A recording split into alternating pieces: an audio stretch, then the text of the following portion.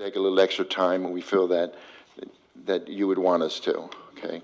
That, you know, that's very serious when you're talking about expulsions, when it involves our kids. So that being said, it's 7:35. I'd like to reconvene our special board meeting for October 2nd, 2019, Newark Unified School District. The closed session, again, we talked about negotiations, we talked about pending litigation, and then we also talked about expulsions, okay? Now we go to the pledge. Do we have anyone, are there any young people, younger than me? No, I'm kidding. Any students that would like to lead us in the pledge? Do we have any students? If not, I'm going to ask Cesar to lead us, since he's a student, if that's okay. Okay? Okay, do we have anybody else, any other student? Okay, Cesar, go ahead, do it.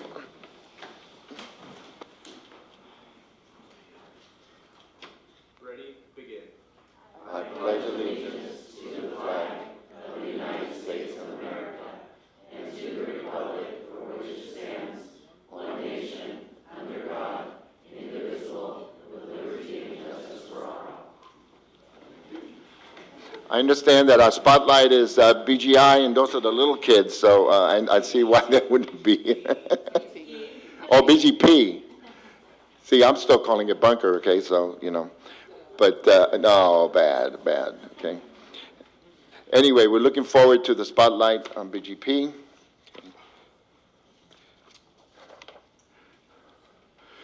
Okay, student superintendent.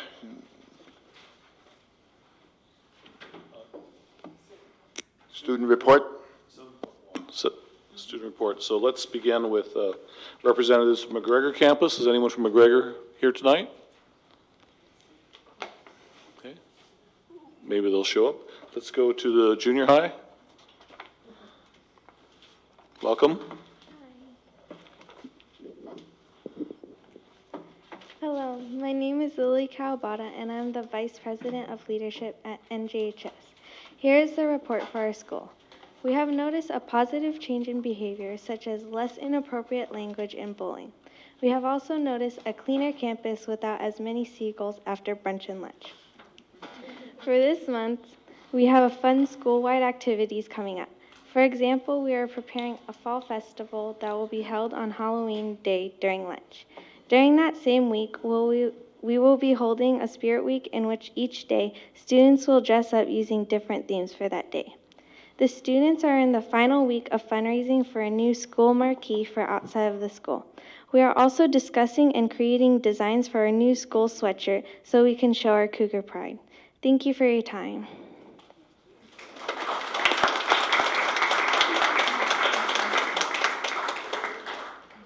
Cesar? Thank you, Superintendent. So Spirit Week is in full swing at Memorial. Today, the seniors dressed up. We had Wild West, so everybody was dressed up. Boots, jeans, flannels, cowboy hats. It was a lot of fun. I think the sophomores had meme day, so that was entertaining. Our homecoming assembly is this Friday, October 4th. It's going to start around 11:45.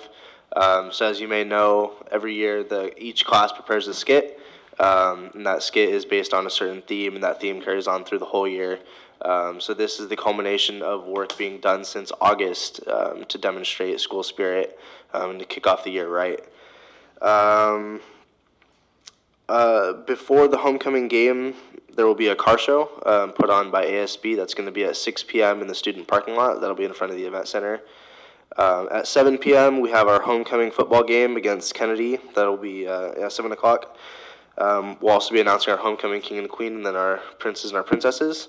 Our top 5 boys, Christian Bacher, Jaden Kaliz, Angelo Becerra, Miles Brandon, and Lorenzo Weish. Our top 5 girls are Gianna Carauta, Isa Cruz, Sam Gutierrez, Daisy Rodriguez, and Riley Sarasua. So we invite the public to come on and show their support for our homecoming court as well as our football team.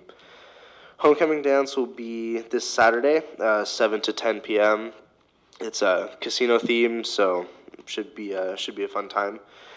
ASB is planning Trunk or Treat, so it'll be a community event on Halloween, the day of Halloween. It'll be starting around 4:30 p.m. It's really a thing for our elementary students to come out and interact with the high school students. The high school students will be having their trunks open, and it's a fun community event. Kids can come get candy from the kids, from us high school students. We'll have our cars out there.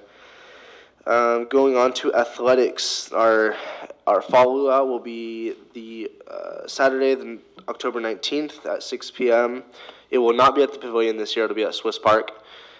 Tickets, as always, are $45. You can buy tickets from myself or any of the coaches on campus. This weekend, the water polo team will be having its Crocker Martinez Invitational. It's a co-hosted with James Logan and Mission San Jose. It's girls-only tournament, so play will begin on Friday at 2:30 at Memorial, continue till 8 p.m., then Saturday 8 a.m. to 4 p.m. Tickets are $5 per day, so we invite the public to come out and show their support for all of our water polo teams. It's a lot of fun, great water polo playing both days. The PSAT will be administered to sophomores and juniors on Wednesday, October 16th. So it's going to be a late start for freshmen and seniors that day. School will start at 11:05. And then the FAFSA opened yesterday, so seniors will be applying for federal student aid. I'm already started on that, and senioritis is killing me. The CSU application also opened yesterday. So a lot of my classmates are going to be applying to CSUs, so we hope for good college admission season. That concludes my report at this time. Thank you. So I had a quick question. The seniors, for financial aid, they know that they need to, apply for that as quick as possible, right? Yeah, so the College and Career Center posts Right. Yeah, announcements they do a good saying, job. sooner rather than later, submit the FAFSA Right. so that you get as much Right. student aid as possible. Okay. And did you invite the board to come to the dance, or? No, that's okay. just informational only. Informational Okay. only. Last time I went to my granddaughter's dance at the junior high, I was not, they didn't want me there, okay? To say the least. Right? I had a quick question. Go I'm ahead. sorry. Can you just repeat the event at the Swiss Park? I'm sorry, I was writing It down was trunk or the treat. luau for athletics, so it's our annual fundraiser to support the athletics program. That's at 6 p.m. And when is that? It's Saturday, October 19th, Okay, excellent. And how much are the tickets? $45. $45, that's normal, okay.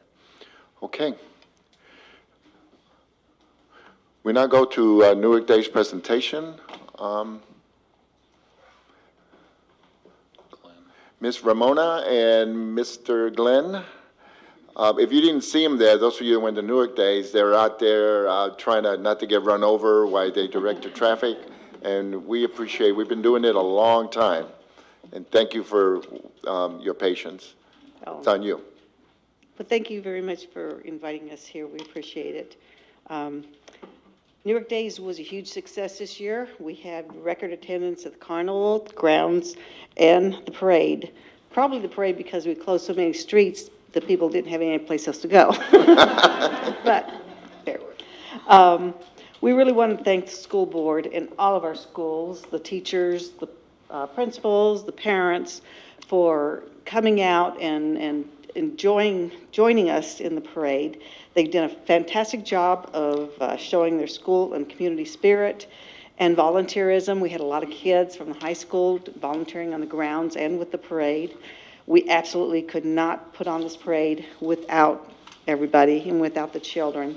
The children are the heart, soul, and the future of our community, and this is a big community event. We appreciate it. One thing that we do is each year we also give each of the schools a special Community Spirit Award. And it's to thank them for every year coming out there and showing their spirit. I'd like for Glenn to read a letter that we do give to the schools with their awards. Just a quick little reading here. Give it a shot. Give it a shot. All righty. Well, students, teachers, parents, administrators, and principal, on behalf of the 2019 Newark Day celebration and parade committees, Newark Memorial High School is awarded the Community Spirit Award for the incomparable community and school spirit shown each year and every year as you march at the New York Days parade.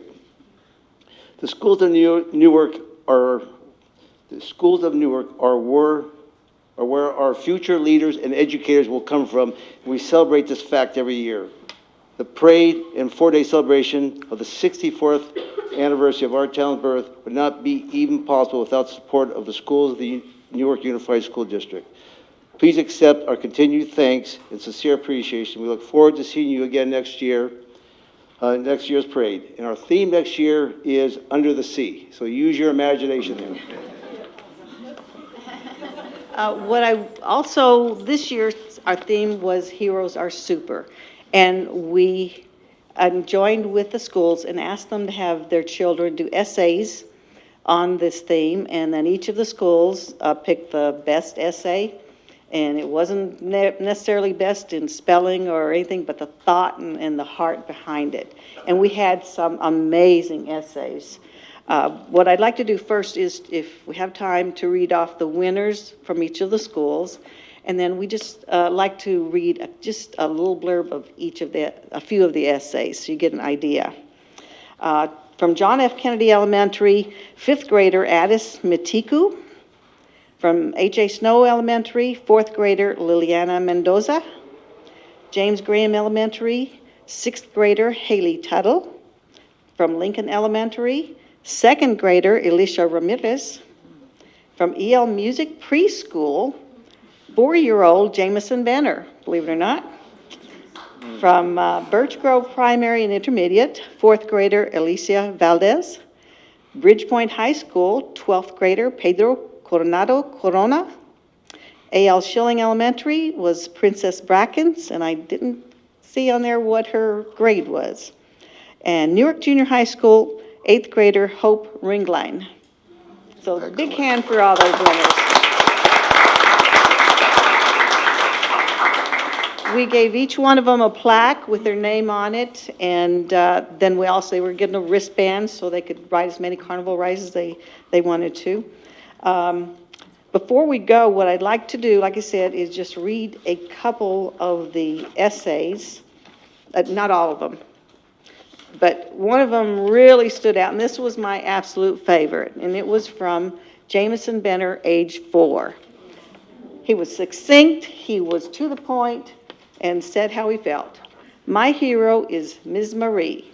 She plays and makes me sit. Now, wasn't that gorgeous? Hey, Glenn's got one he'd like to read too. This is from a 4th grader. Says, my mom is my hero because whatever I am passionate about, she supports me. She always has my back. She's honest with me, and she works 12 hours a day so I can have a roof over my head. Without my mom, I'd be lost. She's my hero because looking back, we've grown together so much. I think all she does makes her so important to me. My mom deserves the world. Aww. What we found was the heroes for our children are their parents quite a bit, Right. and their teachers. So it was really eye-opening. I'd like to give a copy of these No, we'd to love the to. school Thank board. you. So there was no grandpas or in there? There were grandpas, it was parents, it was family a lot, and Okay. teachers, you know. Okay. So Thank it was really good to see, because our whole point in the theme was just that heroes are everyday people in our lives, and this just really brought the point. So we've got a copy of the letters for you, and then you have the list, these that I'd like to give to you. Those. And thank you so much for having us up here. Can you, before you go, Ramona? Yes. If you don't mind, could you kind of just share with us, and hopefully it doesn't take too long, on when our schools win a trophy, or in the case of my friend that won the classic car, my understanding is you personally go out and deliver the trophy. Can you just share that with us real quick? Oh, sure, sure. Well, when I took over chairmanship or co-chairmanship of the parade, one of the things that I saw was kind of lacking was the people who did not pick up their awards or weren't at the awards ceremony. Not everybody is able to. And so the awards were getting a box and kind of sat there and nobody got them. So I made it a personal vendetta of mine that that would not happen. So after Newark Days, at the week after and sometimes a couple weeks after, I go make sure that I contact everybody and get their awards to them if I have to deliver them. I delivered one down to San Jose the first week.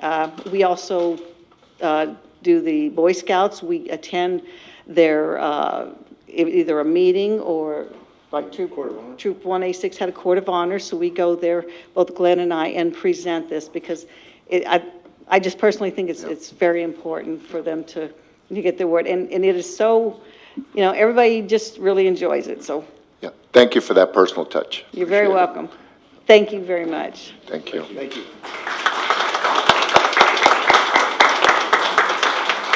Okay, it's time for our spotlight. Superintendent? Yes, if I can have BGP come forward. This evening, we are continuing with our second spotlight, and I know you've got some folks here also supporting you, and Ms. Ditto, if you want to also introduce them. I'd be happy to. They're sticking through it with me. We have some classified and some certificated staff here tonight. So I'm going to start with my classified. We have Janelle Guzman, one of our aides. She works tirelessly with some of our students of high need. We have Mr. Jesus. He is the absolute life of our campus. He's why all of our flowers are blooming, our campus is clean.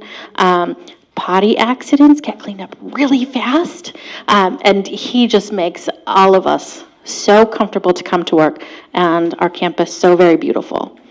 I also have a couple teachers here. We have Mrs. Jorgens from kindergarten, and I have Mrs. Kawabata from kindergarten.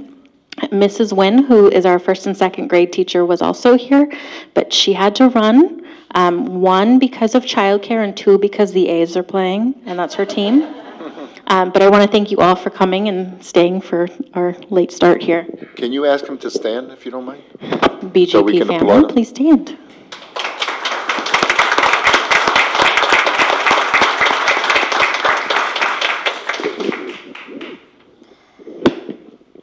All right, so you heard from my sister school last meeting, and we're going to continue the BG theme for the first two meetings of the month.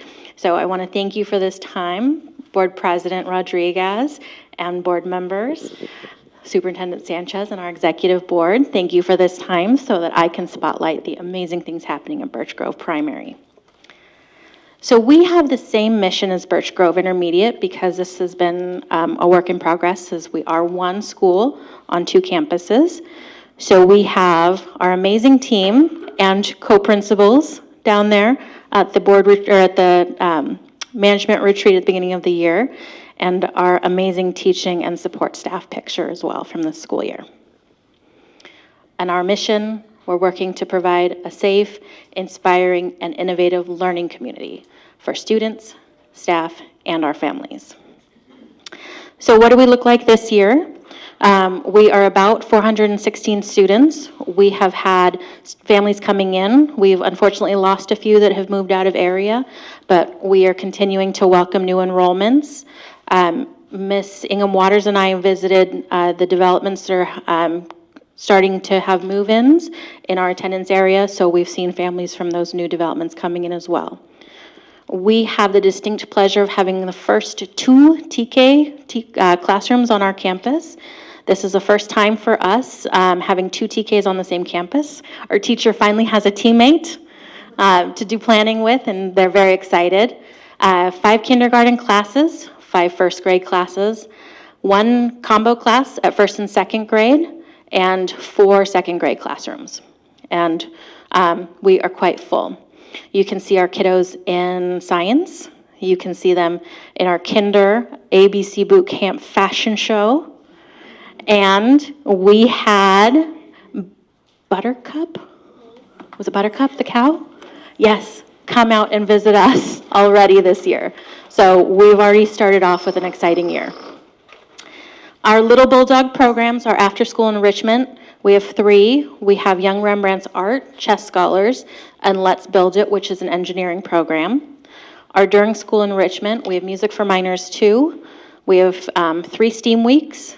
We have a makerspace that I'll talk about a little bit later.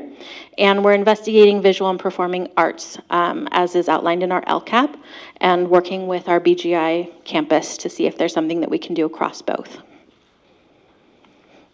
And speaking of our BGI partnership, our academic data on the dashboard comes from our 3rd graders. None of the BGP grades are state tested, but you can see from this that our amazing 3rd graders had the foundational skills they needed to find quite a bit of success on their SBAC test. And this was 3 years ago. This is 17-18 data. 18 and 19 data will be coming out, I think, around December, and then we'll have those numbers for you as well. But to give you some indication of how we're doing at BGI, or BGP, I'm sorry. Now I'm doing it. Goodness. We do take the iReady data as used in our SIPSA goals as well. And so for our ELA K2, you can see that we showed 35% growth in our Tier 1 students. So our pyramid went from being a little bit out of sync to, by the end of the year, right aligned with our MTSS model. So we're at 80% proficient, or showing that significant growth. We had 17% in Tier 2, and our at-risk or Tier 3 students, we were minimized down to 3% in ELA.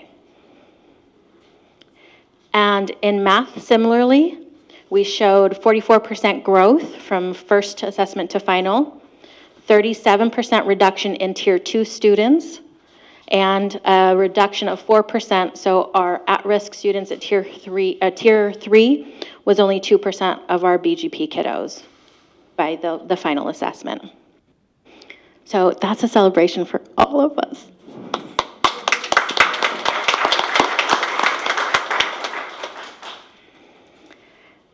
So our conditions and climate, so our dashboard, I'm going to go back to our dashboard because for conditions and climate, those are representative of the BGP numbers. So our suspension rate from 2 years ago was in the green. And because we don't have the current data, I just want to talk about some of the things that we have going on for culture building. So we have our PBIS systems, be safe, be responsible, be respectful. And we also have things that are building at the student level. So we have weekly message, which is a digital announcements that we do every Monday. Students get to submit a joke of the week if they want to write one. So there's a sample there for you. The irony was that the Monday that was done, because I try to record them either Friday or over the weekend, sent it out, Mrs. Ditto overswept. And so I was like running in the door, and my staff was laughing because they had already heard the joke of the week, and they went, "You overswept." Oh man, I got caught. We also have character traits of the month, and for September, it was keeping a positive attitude. So a message again, the power of yet, that positive self-talk. I might not know yet. I might not be able to do that yet. I'm gonna get there. So that positive self-talk.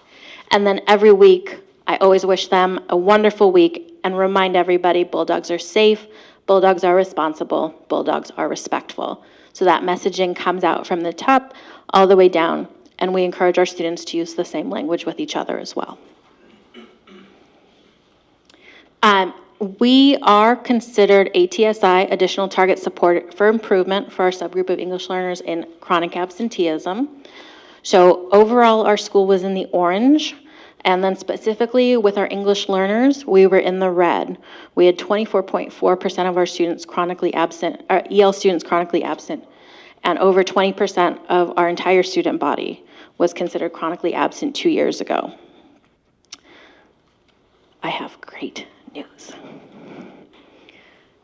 Our chronic absenteeism whole school went from just over 20% down to 4.6%.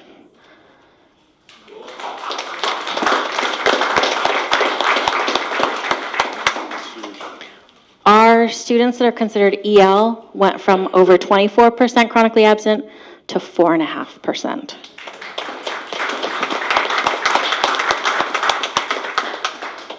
I credit this improvement to a few things. One is the district cleanup of data. We could not have made these numbers without really having those systems in place, and that's thanks to Pupil Services through IT and David Mellons. They all did an amazing job. We also had teacher-driven changes, and I want to recognize Mrs. Kawabata again. She didn't know I was going to do this. But when we started to look at our chronically absent students, she was the one that really pushed for, as classroom teachers, I need to make contact, and had a conversation in the staff meeting of, we as teachers need to have contact with these families and to remind them how important it is to come to school every day and on time. And then the amazing work of my attendance clerk. She's not here tonight. Again, the A's are on. Sorry, guys.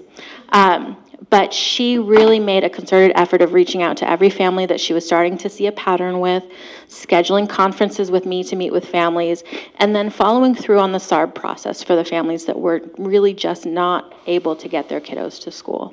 So I credit all of those things to this amazing progress. And our BGP focus areas. We're looking at culture and community, both at the staff level and student level. So we had some activities that are continuing where we're building team. So it's a lot of team building with our staff, but with a STEAM theme. So you can see pictures there of our staff doing some creative building and construction and engineering. We also have our PLC collaboration. We're looking at PLC with purpose this year. And I asked my teachers at the beginning of the year to do a quick survey so I could take a pulse of where they feel like they are after we started PLC work last year and before we start our PLC work this year. And some of the data that I collected from them was really telling. So about 76% of our staff are still identifying as novice or intermediate users of PLC. And so that gives us a place to grow from. In addition, what I found really significant was that 94% shared that they have received no formal training in PLCs. So we have these structures for them, and they're all recognizing that there hasn't been a formal training in that. So I, as a leader, and I can take this back to our principals meeting as well, that they need more support in that. And then we can start to move them from novice and intermediate users to integrating users. And finally, our STEAM and makerspace. Our space is up and going. It's colorful, it's fun. Now, we're gonna work on getting the kids in there. So we have this year as an adjunct duty, a makerspace committee. They're gonna be presenting sample lessons in at least 3 staff meetings. Our goal is to get the students into the space and stimulating creativity as our first goal. So we aren't gonna dive right into all of the design thinking principles. Our first is to get the kids in there and get them having some fun in creative ways in that space. All right, so Miss Martinez, you already know about this guy. She's an old hat at it, a young hat at it. But you are all invited to our school-wide walkathon, Birch Grove Walkathon. It is next week, October 11th, starting at 1:30. There are 3 different activities. The kids do a walkathon where they're collecting pledges. We also have a carnival with games and food. And then we also have a raffle. One of the top prizes, just so you know, is a Disneyland trip. Tickets to Disneyland, not to be taken on a school day. We are keeping that absentee rate down. And in case you're wondering what kind of carnival games, there is a nose-picking game, which our kindergartners are great at. Oh, man. I really encourage everybody to come out and see it. It's amazing. But you are invited, and we'd love to see you there. I thank you for this time, and I'm happy to answer any questions you have.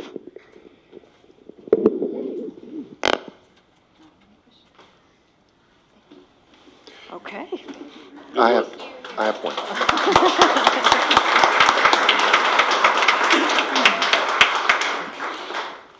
We all talk about the way the staff and the community has really gotten together on the, the merging of both schools.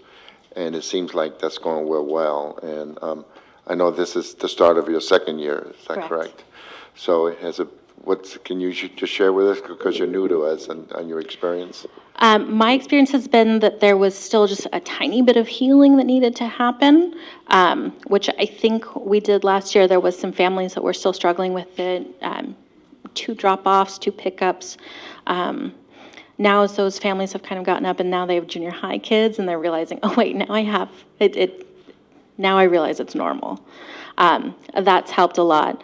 We do common planning, so our teachers work together. We have a number of staff meetings and professional development Fridays where we join staffs and do some vertical articulation, so that's really helped as well. Having the same messaging and the same tools at both campuses has been very powerful.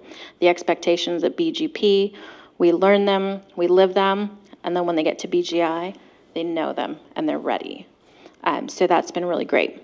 So I think that the healing part is done, and now we're ready to just roar forward. Thank you. Thank you much. Appreciate it. Go ahead. Just want to commend you and your staff. I know those kind of leaps in data don't happen on accident, and definitely proud of your team, and please carry that message back on our behalf. Good work. Keep it up. Thank you. And now I'm going to send them home because they have to all be at work very early. Okay. Thank you. Thank you very much. Well, all the artwork at the back, is that from is that yours or BGP's or BGI's or? This is BGP work. I really do invite you to come back and take a look. There are vests from our ABC Bootcamp fashion show. We have G, R, and K. Oh gosh, I remembered. Mrs. Jorgens was nice enough to donate those from her classroom, and then afterward we both went, why didn't we grab a B, a G, and a P? But take a look. Some of them are multi-page. You have to open them up. The vests are two-sided because it was a coming and going fashion show. So take a look at both sides, and there are googly eyes on the G vest. Just putting that out there. But I am so in love with the work that they do, the smiles, and all the reminders every day of why I'm here. I walked into a classroom in my board presentation outfit in a kinder classroom and got told, Mrs. Ditto, you look so pretty today. And I went, oh gosh, what do I look like the rest of the year? They will be so honest with you, but those smiles and voices make it worth it every single day. Yeah, that's excellent. Thank you for sharing. Appreciate it. Okay, with that, we're going to move to public comment on non-agenda items. This is an opportunity for the public to address the board on any item that's that you want to, that's not on the agenda. When we have something on the agenda, then we ask people to address us on that particular item before we decide to talk about it. The time limit is 3 minutes. Ms. Aquino will let you know when there's 30 seconds. We have quite a few, so if you want to keep it to 2 minutes, that's up to you, but you do, past practice is you have 3 minutes. So I have a group of music parents and students that want to come up first. Now, normally when you have a group,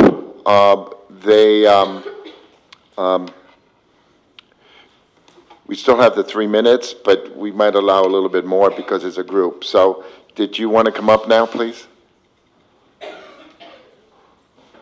How many are you? How many students? We have about, I'd say, 10 or 11 students and parents with us. Okay, so so go ahead now. We have other people that put in their names before, but because it's a group of students and everything, we're allowing it to go for you to go first. Okay. Thank you. Okay. My name is Allison Tsunomoto. I'm here with. Excuse me. Somebody needs to do the timer. Okay. Okay. Go ahead. I'm here with the music program, music alumni, and parents. and we'd like to address some concerns that we have with our administrators and our director. The main administrator being Ms. Foucault, as well as our director, Ms. Cadaval. We've had some concerns over the past few months with how the program is being ran, and due to the events today during our class period has brought us to this point. We had a meeting with Ms. Foucault, which was supposed to be helping us come to terms on how to come to a middle ground with Ms. Cadaval on how we were going to go about our program and what we were going to do in the future.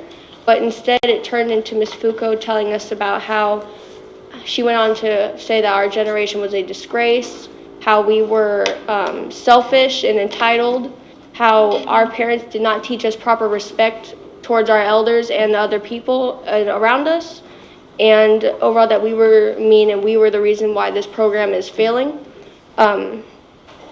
She caused kids to hysterically cry. One of our students had gotten injured today because of pure frustration that he had to release. But I'm going to pass it to parents who want to express some concerns as well.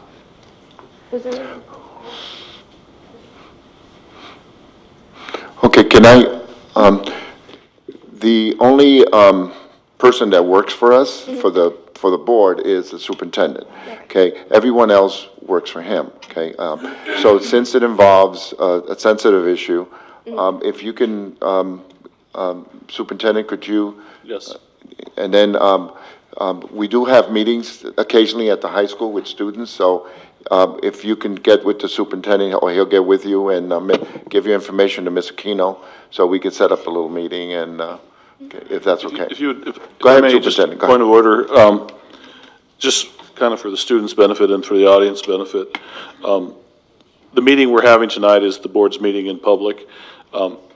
So we generally will not go into a back and forth discussion with you about a topic, especially if it involves an employee. So just know that that's by design. And we generally don't make comments on employees in this forum. I definitely would be glad to step out with you for a moment in the hall and talk with you a little bit about how we can look into this. Yes, Okay. I would appreciate that. Okay, thank you for taking the time to come out, and when it involves employees, it is very sensitive, so that's why the superintendent, so you step out. Thank you. Thank you, everybody, appreciate it.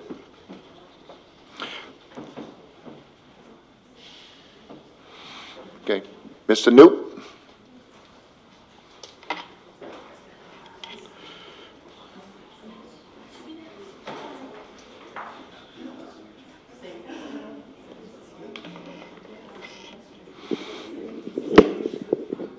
Good You got evening. 3 minutes. Good evening, good evening. On March 21st, this board approved Board Policy Administrative Regulation 5121. And that's all about grades and evaluation. When that happened, I was very happy because right now in the elementary schools, the grades is from 1 to 4. And this administrative regulation that this board approved said, no, let's do 1 to 5. And I think that's a great thing. I think our parents deserve to know how our kids are doing. So now I hear that, apparently totally independent of this board, the district started to act differently. And they started grading kids from 1 to 3. So there's 2 comments I want to make. First of all, from an administrative perspective, this is just totally unacceptable. I mean, why do we need a board here? Why do we have board members coming here every month if the district just got its own way? You approve something on March 21st, an administrative regulation. You're saying we're going to go grade 1 to 5. And now the cards come out and it's 1 to 3. I mean, that doesn't make any sense to me. It's like this board is just totally dysfunctional. How can you let this happen? Apart from that, there's a second part, and that's, should we really tell our parents, well, your kid got a 1, a 2, or a 3? Is that enough? I think not. It's a disservice to our students and to the parents to grade on such a completely rough scale. And I hope that board members stand up and publicly. I don't care about what board members in the back rooms talk about with the superintendent and so. The public doesn't know about that. Board members also need to speak publicly about these things. What board members think about that? How are they going to change this? If you care for academic excellence, then you need to speak up, not in the back rooms, because the public doesn't know what happens in the back rooms. Speak up and say, how can that be? We approved 5 grade levels, and now, independently, this district says, okay, we're going to make report cards with 3. How can you let that be? It's a disservice to our parents. I want to know how my elementary student kids are doing. I don't want to what are we going to do next year? We just give them all A's and make everybody happy and get a world with rose-colored glasses and everybody's an A student? Is that really helping our kids? Is that really helping the parents? So again, I think I really want this board to act, to speak publicly about these things, and instead of maybe in the back rooms or whatever, but it doesn't make any difference. Thank you very much. Thank you. Thank you, Mr. New. So doing public comment, the board does not respond. We're just here to listen. And then occasionally we'll direct staff or a superintendent to speak to a parent or someone. Mr. Saghorn, Michael? Welcome. Good evening, board. My name is Michael Sagehorn, and I own property, residential and commercial in Newark, and have interest, albeit commercial, in the success of Newark School District. Roughly 15 months ago, I was offered a position here at Newark High School to teach U.S. history, and I declined it for a mix of reasons. And 13 months ago, you put the principal who offered me the job attempted to terminate him. And more recently, it's come to my attention through that process that your superintendent has attempted to remove his credentials as an educator and as administrator from the California Teaching Credential Commission. And upon looking at the findings of that board, they have sent back, there is no evidence, there are no statements, there is nothing within the record that indicates that Paul Bretz did anything wrong at Newark Memorial High School. The issue really is you have a superintendent and staff that lead by fear and intimidation and essentially do not fit the leadership qualities when I had a rifle company as a captain in the Gulf in the Marines, where I know Paul distantly from. The decision in front of you is, you need to go back into executive session after public comments. You need to terminate the contract of Superintendent Sanchez. You need to pay him through December. And you need to take his keys, his laptop, and say thank you very much for your service. He has created litigation for you unnecessarily. He's creating hate and discontent within the Newark community. And as an educator, you got the wrong guy, folks.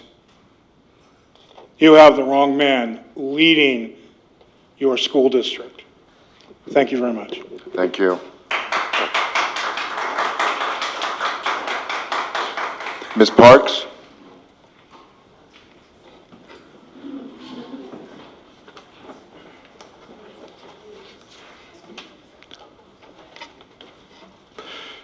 Ms.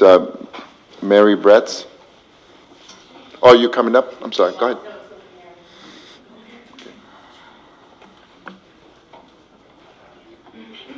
Ms. Bretz? Thank you. In May, my husband, Newark Memorial High School Principal Paul Bretz, appeared before this board asking you to review the actions of Director Human Resources Jessica Silveira and Superintendent Patrick Sanchez related to my husband's administrative leave issues. I'm here again tonight to explain to the board and to the Newark community how the members of the executive cabinet continue to fail the district's mission and demonstrate lack of ethics in their actions. In June, we were notified, as Michael was saying, that the California Teachers Commission was, the CTC had asked, or pardon me, we were notified that they were in an investigation, that my husband's actions were stating that let me start over again. In June, we were notified by the California Teaching Commission that the district asked the CTC to investigate my husband's actions, and that the CTC had started a preliminary investigation. On September 18th, the CTC submitted their findings, as Michael said. The Committee of Credentials, after careful review and consideration of materials in your file, determined to close the investigation and recommend no adverse action at this time. This is the third time an official has reviewed the information and has stated that my husband has done no acts of wrongdoing. Your lawyers have done it back in January. The Scully officer said so back in March. Prior to the CTC's review of the case, Jessica Silveira submitted a supplemental findings to the CTC via email. We believe the submission was in response to a request from the CTC to supply all the names, witnesses, and statements for everybody involved. In her response, Ms. Silveira only supplied 4 of the witnesses involved, 2 teachers and 2 assistant principals. 2 of those 4 are currently working for the district. What I want to know is why were all those names, contact information of the school psychologist, trauma therapist, police officer, students, and parents admitted to in that supplemental submission from the district? Why, again, is the district providing no witness statements from any other people that are directly involved? In her email, Ms. Silveira informed the CTC that the Newark Police Department were called to the board meetings, quote, for fear that Brett's can do, because of his very emotional actions, for fear what Brett's can do because he acts very emotional when he addresses the board. He usually comes with the company of other people not related to the board, former colleagues from his district, and any other, and military friends. Each one of us addressing the board on his behalf. Thank you, ma'am. Thank you. Okay, Thank you. Thank you. Again, this is public comment on non-agenda items, which I think I mentioned before, but just to reiterate, at the beginning of the meeting, we set aside a half hour, 30 minutes. If there's still speakers that want to address the board on public comment, then it would go toward the end of the meeting. So, okay, Ms. Parks?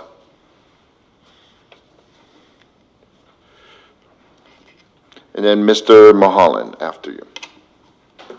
Good evening.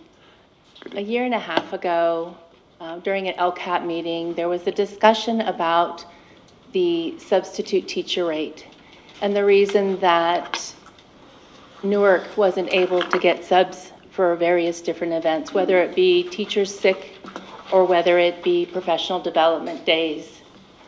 At the time, the LCAP committee considered some of their funds, and it was included in last year's LCAP, $300,000 to bridge what the district currently had allotted for sub pay to make it more competitive so that they could have substitutes, because some people were just discarding any calls they were getting from Newark because it wasn't a competitive wage. Through the LCAP meetings last spring, when they were writing the plan for this year, never got an actual determination of how much of that $300,000 was spent. But they did say that it wasn't close to that amount. So the amount of money that was allotted for this year's LCAP was $140,000. And someone had brought to my attention something about the sub pay, and I recalled all of this because, I don't know, some of you weren't here, but I was very much a proponent of this and was very happy that we were being more competitive, listening to people, teachers that I know, talk about how they weren't able to get subs and how the teachers at the high school are having to give up their preps because they were having to fill in because there were no subs. So I was kind of shocked to get on our website and see that in August of this year, I guess I hadn't really paid that attention, that you just adjusted the rates, and you adjusted the rates to $165 a day. Yet I remembered in the LCAP the dollar amount of $180. So I went back and I researched and found the minutes, and that is what the committee thought was being paid, and that's it reflected in the minutes that it says that that keeping it at the $180 rate, keeping it at the $180 rate. So that's what people thought was being paid last year, and what you approved in August of this year was just $165. The current Fremont rate is $16 more. It is $5 more than what New Haven pays. But it is for a long, and that's just for a short-term sub. For a long-term sub, it's a difference of $31 in Fremont. So I would ask you to reconsider what you approved in August and have that more competitive rate be closer to what Fremont is paying, because I think that is your largest competitor. And if you want to have subs, that's what you're going to have to pay, is closer to what they are. Thank you. Thank you. Mr. Mahalo, welcome.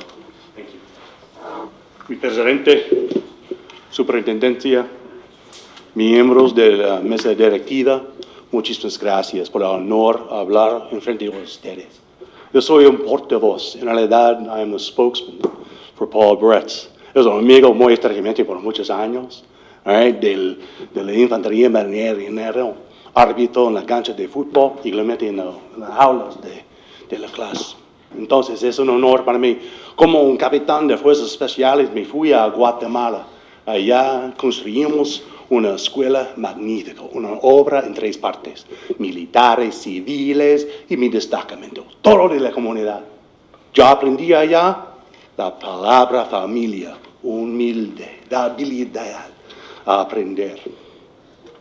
Y lo más importante, lazos de amistad. Eso es la cosa más importante para nosotros, lazos de amistad. Half of this crowd has no idea what I just said. And the other half is wondering, why is the white guy speaking Spanish? Right? And it's because we're humans and we don't listen. We don't listen. We hear, we have ears, but we do not listen. We do not hear. So we didn't hear the problem, and we didn't listen to the police, and we didn't listen to our own counsel, but we did listen to our fears. And if I were in your shoes, even though I love Paul Bretz, I may have made the same decision you did, out of fear, miedo. You have a responsibility. Everybody in this entire room agrees with you. Ni una alma aquí that disagrees with the idea of we need right people at the right places at the right time to care for our children. Unidos somos, valores, intereses, lazos de amistad hay. Como familias tenemos, we all have families. We all understand Thanksgiving. That uncle and the other guy come in. How do we heal? How do we accept a grave wound? Un herido grave. Hecho. It happens. Paul got hurt. He's ready to come back. Everybody, all the people that you pay to give you opinions about the truth, all of them say he did nothing wrong. He followed the law, regulación, la política, and more importantly, he followed his heart for his familia. We are his family. Todos familias. Somos familiares. Bring them back.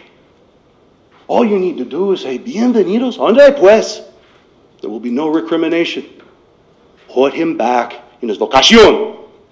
A ver, la familia. Gracias. Thank you.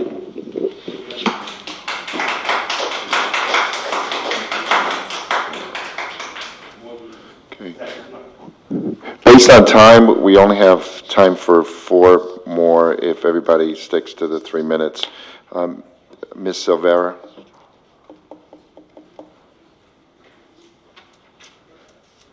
Welcome. Hey everyone, I'm Angela Silveira.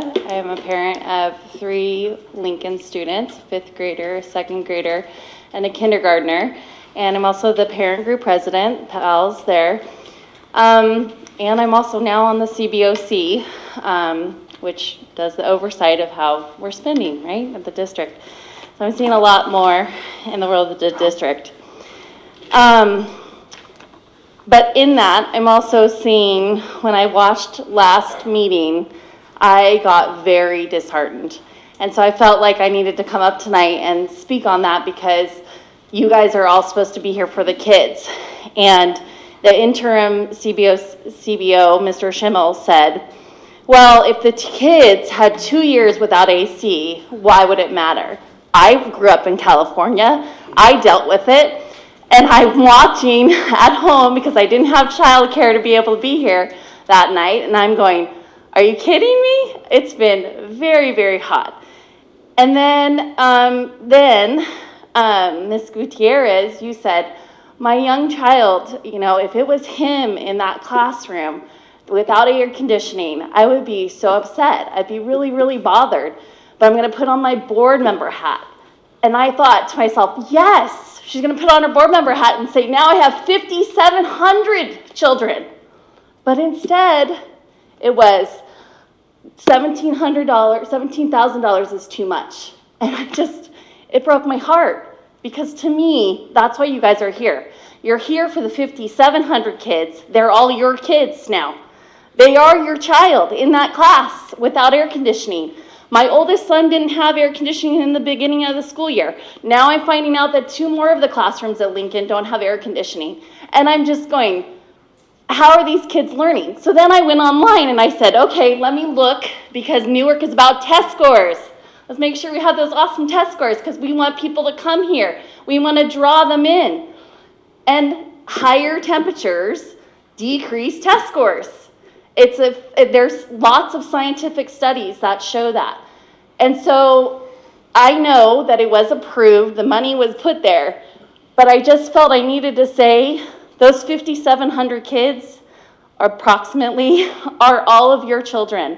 And yes, I understood the financial aspect of putting the board member hat on. I get that because we do need to think holistically, but I also think of my kids, and it makes me sad to know that my kid is coming home sweaty, beet red, because he's been in a classroom that was extremely hot, and then to hear that maybe the people that could change that aren't wanting to. So please spend the money on the kids.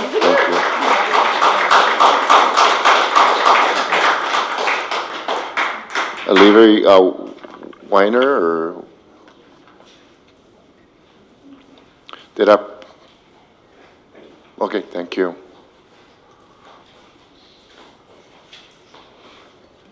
Welcome. Thank you. My name is Alan Weiner. I've been a resident of Newark for over 35 years. Recently, I had occasion to read the charter for the school board. As of this writing, 2 of my grandchildren are attending Newark Memorial High School, and after much trauma in their young lives, they are both flowering in your care. Through the years, I've been involved with the Tri-City Ministerial Council, learning how our different approaches to living a good life integrate and expand our connection with our Creator. They seem to all agree that compassionate words and deeds resonate, uplift, and heal the world. I'm impressed with how well your charter echoes this realization, striving for the best in all students as stated in your organizational vision, your mission statement, and your core beliefs. I quote that you will be a model of world-class education that develops the unique abilities of every student, inspire and educate all students to achieve their full potential, and will always operate with the highest ethical standards and fairness in our dealings with our students. Thank you. Thank you. Thank you very much. Ms. White and then Mr. Medina. Ms. White left. She left? Okay. Mr. Medina.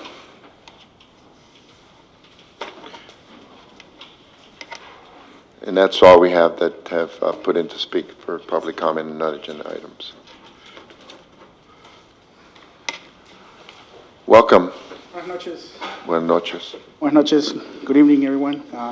Board members. I'm getting better at this, I think.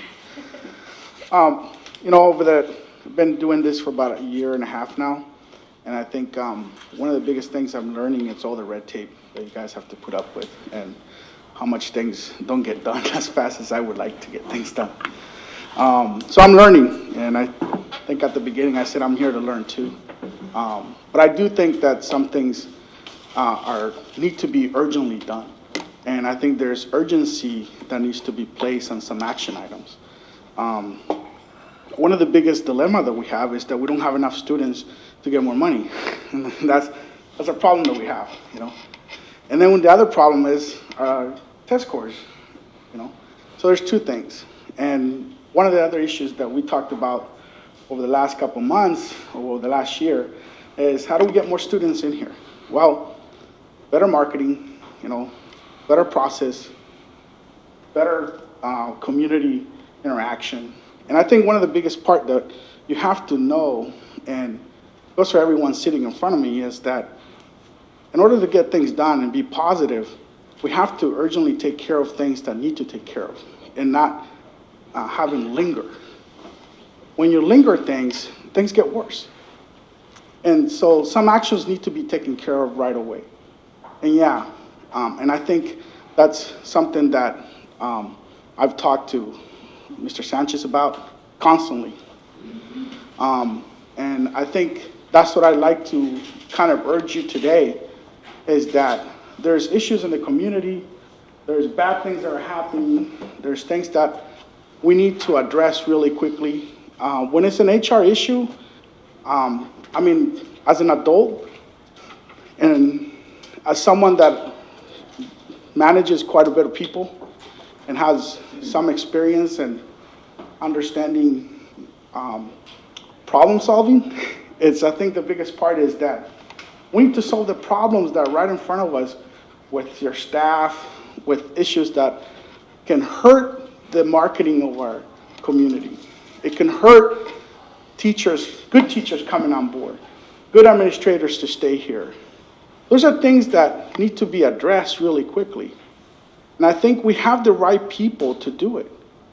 But they need to get done, and they need to get followed up every single day. And communication has to improve. I think there's a huge, number one thing that I see over the last year and a half is completely ignorance and communication. And if you guys need to train your staff, your faculty, your administrators, everyone in communication, there's a lot of organizations that will do it for free. So I hope that you guys think of that and take care of the HR issue right away, take care of the other HR issue that just came up, so hopefully you guys can do that quickly. Thank you. Thank you much. By the way, so you're invited to the PTA next meeting on Monday. Okay, thank you.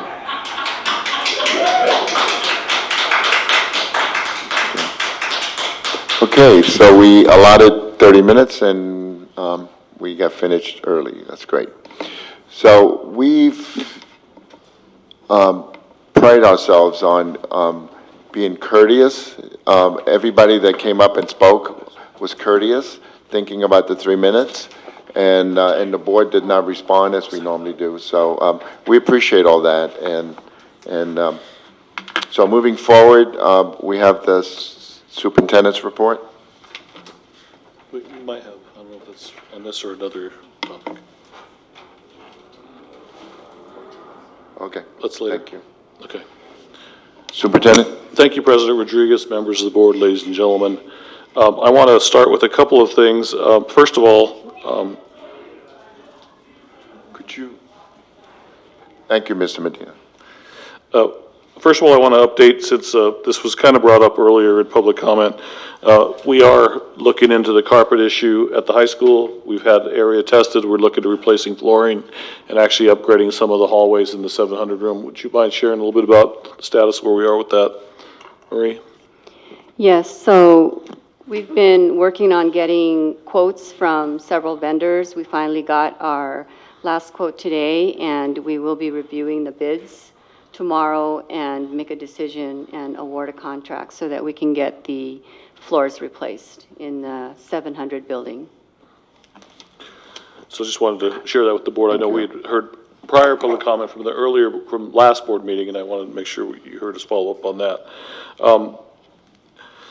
And I would also reiterate, we're not going to discuss HR issues in this forum. We can't, and we're not going to begin that practice now. In fact, that opens up our district to vulnerable litigation, and we're not going to get engaged in that. And I'm glad we weren't going to take time here to engage with that in a public forum. But we do take those things seriously, and we will handle it appropriately. I do want to share with you that we'll be bringing back an enrollment update on the 17th. Today is CBED's Day. We've kind of crunched some preliminary data, but we're going to bring that back with a more comprehensive, more accurate report on October 17th. And know that we'll be making sure we do a thorough count of today's data as it is our CBED's Day. Anything on CBED's Day you want to add? Marie? Okay. I would like to request a special study session to begin looking at some of the items that we've been looking at for some longer term, not only budgetary resolution, but also we've been having a little bit of a conversation and study around general obligation bond, parcel tax, and just some longer term solutions of where do we want to be in 20 years. I had some potential dates for you to consider at whatever time of day works for you, if it's 6 to 8 p.m. or whatever works for the board.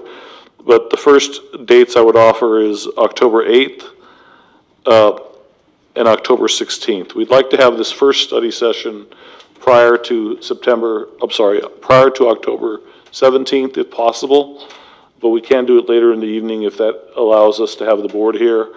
To do a study session, hour and a half would be ideal. But I don't know if any of those dates of the 8th or 16th would work for you. Sorry, Superintendent, what time frame did you suggest? They could be 6 to 8 p.m. if you like. It really is at the pleasure of the board, whatever you guys want to do. Would the study session be about master facility plan? This is master facility planning. This is continuing the theme that we started. Is this one of the 3 study sessions that yes, we're going to? Okay. Correct. So are you asking us to choose 1 or 2? If you could give us some options, or just either tell me now or email Shar what you prefer, which of those you would prefer to do. And then after the 17th, I am suggesting, I don't know if we could do one on October 30th. We'll send out the dates to you to look at your calendar and just get back to Shar on those dates. But how many are you asking us to pick? 2 total, 1 before the 17th and 1 after the 17th. Okay. That we can continue our series that we started with you. Okay. The next one is for November. I did reach out at the request of, actually a couple of board members were asking for some new board member team training and parliamentary procedure. I reached out to CSBA and I was put in contact with one of their trainers. The woman's name escapes me for the moment, but she gave us potential dates in November to do a board training.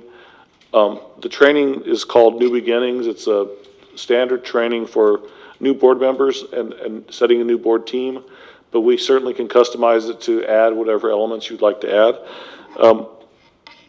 So we're looking at potential dates that she's available are November 13, 14, or 15. That's a Wednesday through Friday, or November 18, 19, 20, which is a Monday through Wednesday.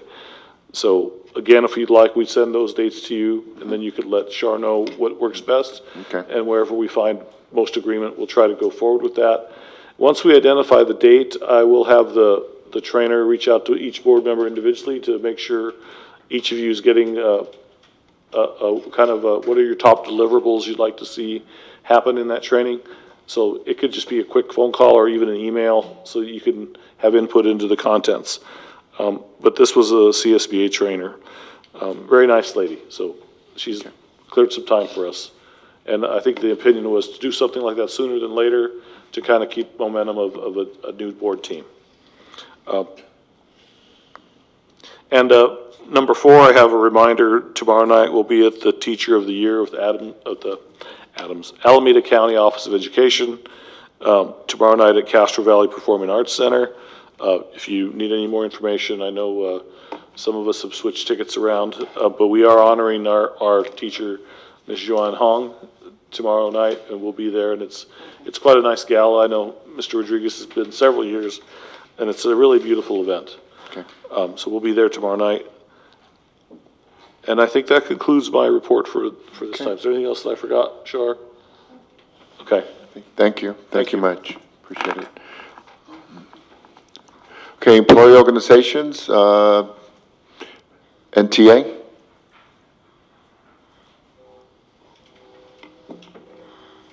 Welcome, Mr. Merritt.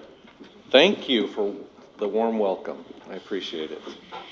So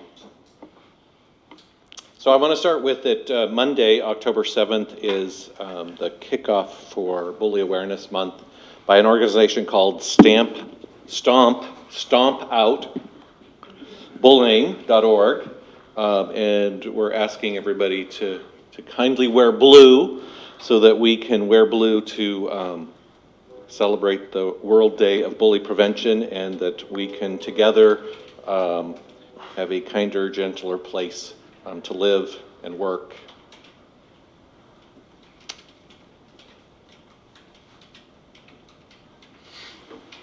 The students of Newark deserve the best. You're going to hear me say that a lot. And what does that mean? Well, we need quality teachers. We need qualified teachers. There's several, I'm taking liberty with that word. There's several positions within the district that are teaching positions. They're not filled with a full-time credentialed teacher.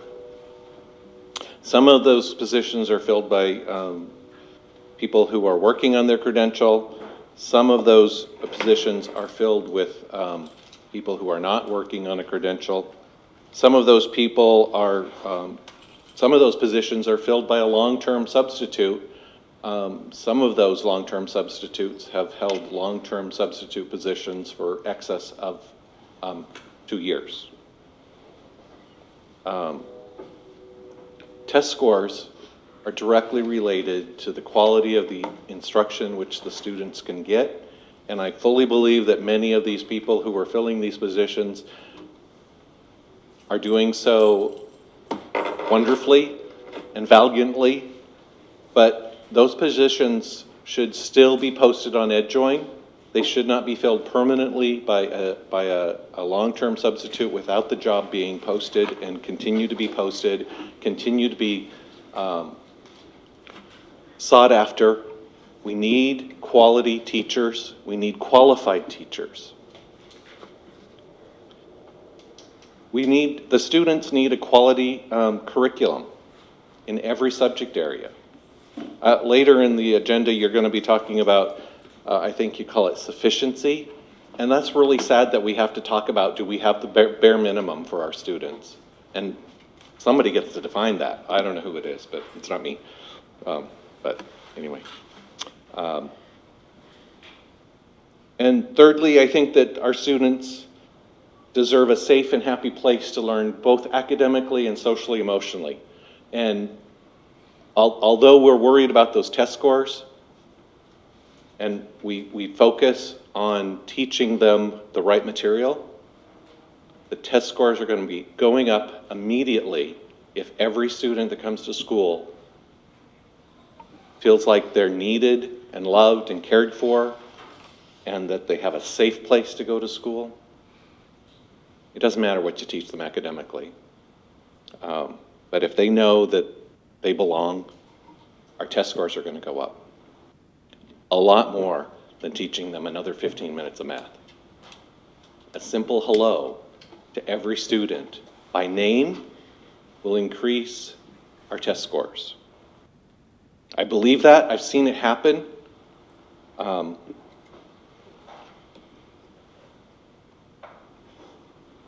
really sad, and I'm speaking for all NTA members that we've lost our director of IT.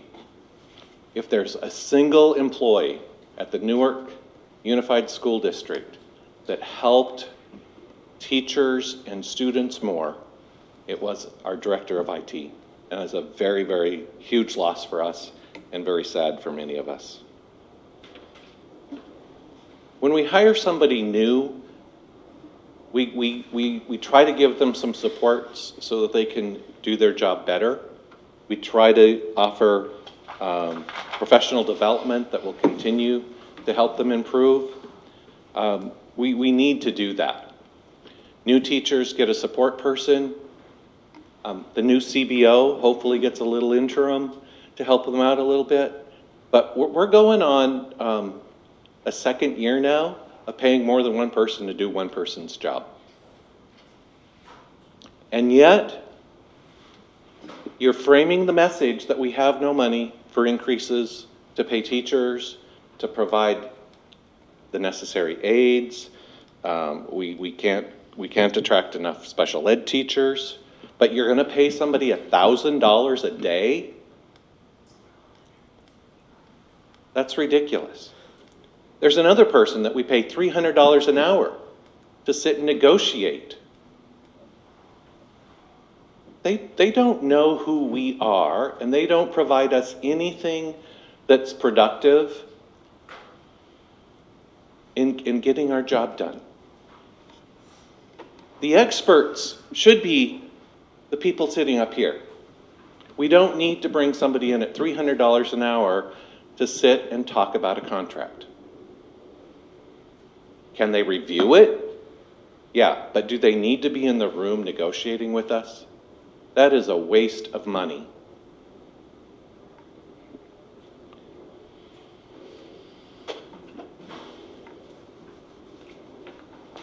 My dear board members, did you know that there are several CTA members that are also board members? They would be happy to reach out to you and offer you just as much training for free. So if you reach out to me, I can put you in contact with a CTA member, a teacher who's also a board member. Oh my gosh, how can that happen? Because nobody teaches. I mean, I drive, well, it's 13 miles, but it's 45 minutes to an hour and a half every day to come here. I don't live in Newark. So there's actually quite a few people that are teachers and school board members. So they're a school board member in the district they live, and then they go to work in another district. But we have trainings too. So if you want to know about another perspective, feel free to reach out. Let's see, what else do I have to say? I'm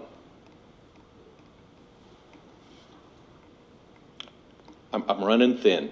I'm running thin. I really am. Fear and intimidation does not work. Board members, you can talk to me. You can't all come to my house, but 2 of you can come talk to me. I promise we're not going to negotiate, because I don't negotiate with you guys. There's nothing to negotiate. But it's okay to talk to me. It's okay to talk to teachers. It's okay to talk to parents. And you've been told differently. And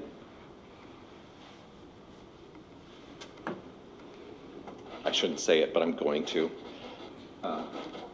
Yeah, I had a conversation with somebody earlier and said I tell my students I'm 108, and I act like an 8-year-old because 8-year-olds have a conscience.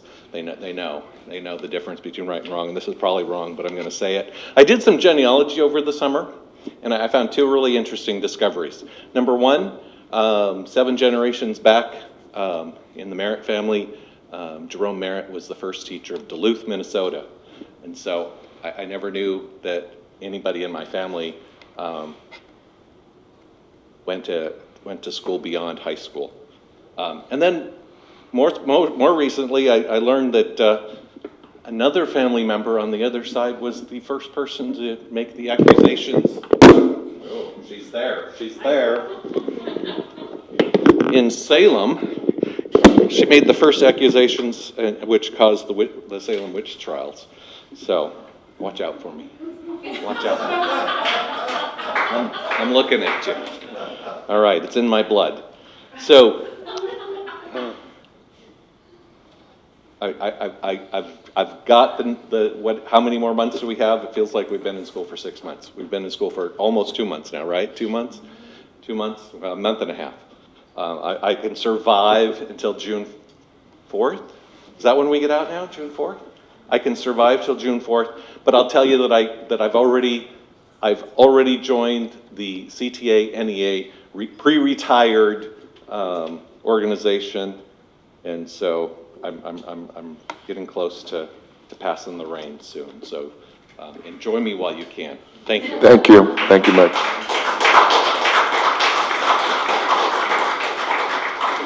Anyone from CSEA? Numa? We just saw you just a few minutes ago. It's how I was nominated to present. Okay, so very briefly, Amanda, our principal at music, she wanted to make sure that everybody knew that our team is working collaboratively with our special education program to procure supplemental funding through Medi-Cal and effectively and efficiently utilize those funds to support the diverse needs of students in our district. Yesterday, I had the pleasure of attending the Northern California iReady User Summit in San Jose. Topics I'm going to be bringing back to our DLT meetings in the next couple of weeks include building culturally responsive classrooms, change leadership, and using data with powerful incentives. And of course, Numa wishes our dear Larry Simons the very best on his new adventure. We are definitely going to miss him dearly. Thank you. Thank you.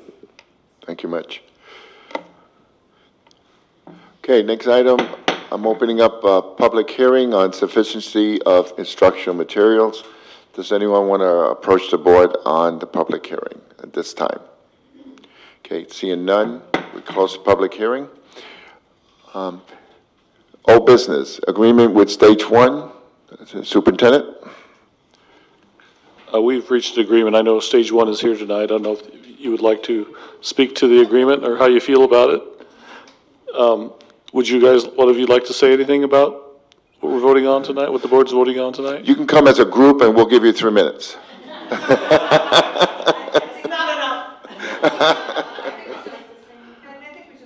No, come on. We reached agreement is the short report from my behalf, I believe, so we'll find out. Ms. Adestetter, who my kids and her kids went to preschool together a long time ago. I think that the agreement that we've come to with working with the district, and I really appreciate all their help, is excellent for both sides, and I really encourage you guys to approve it. We do have a couple of parents who I think want to stand up and speak, if you wouldn't mind, about their experiences during the youth production this summer. That'd be great. Sure. They put cards in. Oh, okay. Anytime somebody wants to talk about kids, it's a yes. Good evening. My name is Jen Exley. I live in Newark. I have 2 daughters. My oldest is an 8th grader at the junior high. My youngest is in 4th grade at Kennedy Elementary. We discovered Stage 1 Youth Theater 5 years ago. Neither of my girls had ever been in a musical before, and Stage 1 welcomed them with open arms.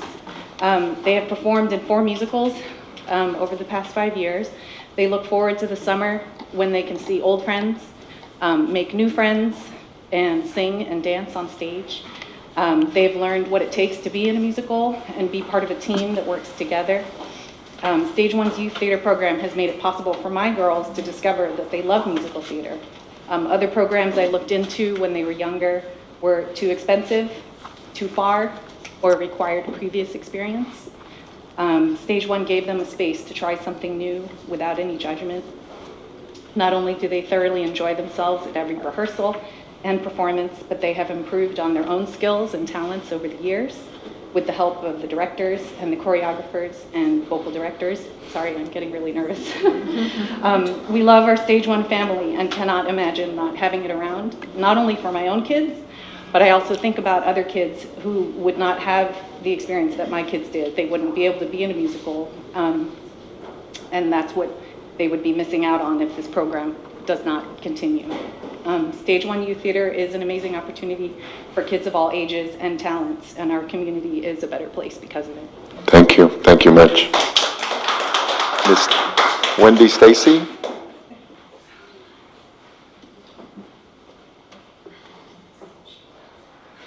Hi there, I'm Hi. Wendy Stacy. I'm a mom of 2. I have a son at the high school, and he's a sophomore this year, and a daughter in 8th grade. And I'm not as prepared as Jen, but I'm speaking from the heart. My son he doesn't have a kidney, and he couldn't do boys' sports and those kinds of things. And we found theater and found a home there. And he has, through Stage 1 and now through the high school drama department, he has found his home there and his family. And it's been just a tremendous thing for him to be able to just speak out and be confident and have a place and an identity, especially at the high school. I think that's so important. And for my daughter, she is an extreme introvert. She is an artist. But the Stage 1 experience is giving her a voice, and through direction, she really came out of her shell this summer, being Chef E, and really just bringing a little bit of fear to Little Mermaid. So it was fun, and I'm going to speak even beyond that. My husband, who is also an extreme introvert but an artist, has become very involved in set making with Stage 1 and helped with costumes this summer. And I've also come into the group and done whatever little things I can possibly do. And then Judy encouraged me to audition, so I'm actually in a play right now. I'm All right. on Street. So all that to say that it is just the best fun community out there, and our family lives far away. We have people in North Carolina and Minnesota. So this has really been our family, and just a tremendous opportunity for us to make community experiences for ourselves and also for others. And then reaching out beyond that as a teacher, just sharing that with other kids that I see at school. Hey, families, try this. So, it's spreading in with our schools and our communities as well, trying to reach out to kids beyond just the family.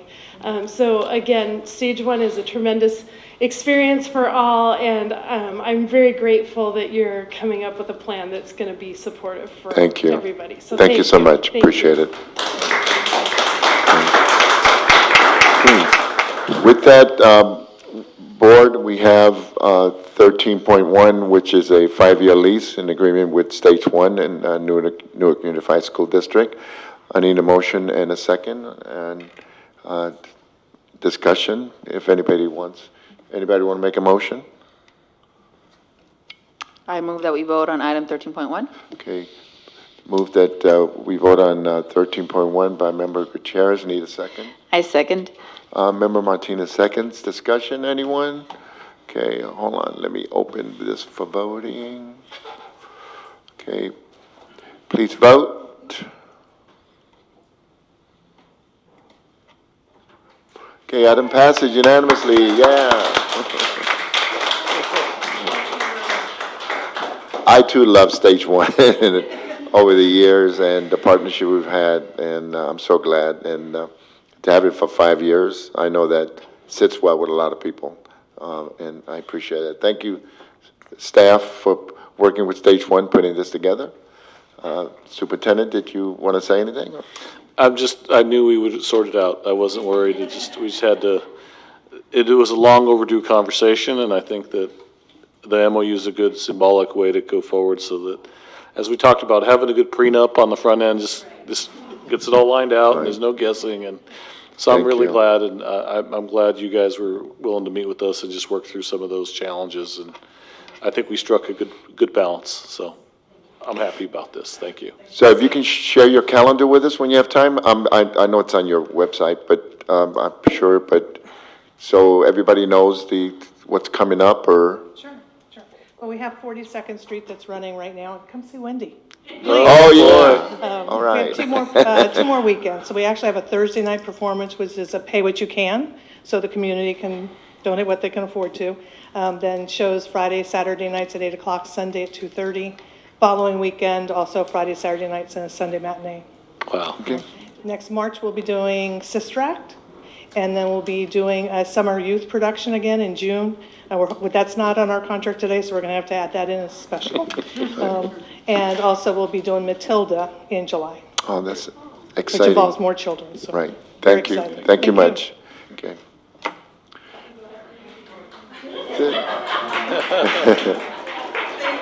Thank you. Thank you for being patient.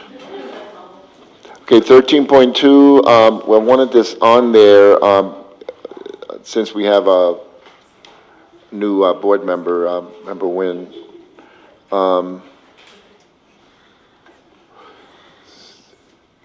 So, right now, in December, when we have our change, then we'll also be choosing different committees that we want to be on.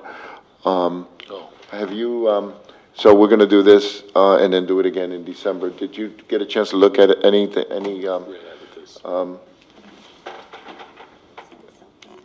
that you might want to be on?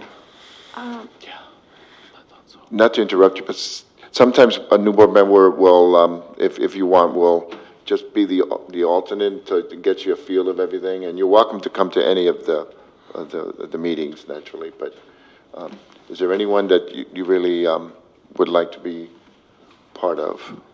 I'm interested in being part of the redevelopment committee. Okay.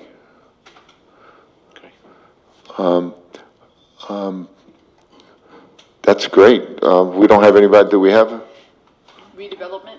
We don't have that anymore? Do we have that anymore? Oh, okay. I don't believe so. Just point of order, we are needing someone to become another member of the audit committee. Okay. That one need we have a member of the- vacancy and need You want to to do that?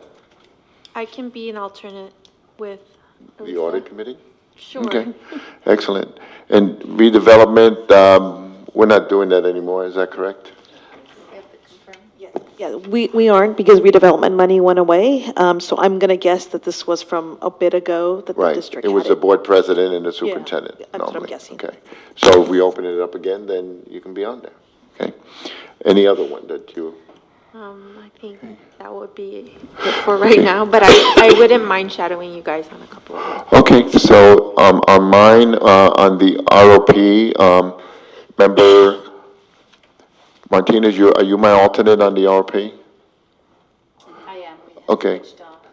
Did you want to stay there or have? You're on too. I can come up. Well, hold on a second. You're also with me on the SELPA. I'm sorry. I thought we had, I'm not sure if this is an older version. I thought for SELPA we had switched, or was it Yeah. just mission? Yeah, right? on You- both we have switched, right? switched. Yeah, this is an older version. Right. And I was your alternate. Right. So if you wanted to take an alternate to either of those, Yeah. I'm totally Yeah, open to it. the When SELPA, are- which is a special ed. When are those meetings? The SELPA normally is around 3 o'clock every 2 or 3 months, I think. And the ROP is every month around the same time. Yeah. It's on Right. Thursdays. On Thursdays? Is it the last Thursday of the month? Third Thursday. Third Thursday?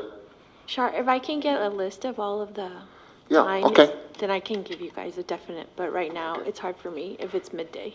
Okay, got it. Yeah. Okay. I'll be there and. Thank you.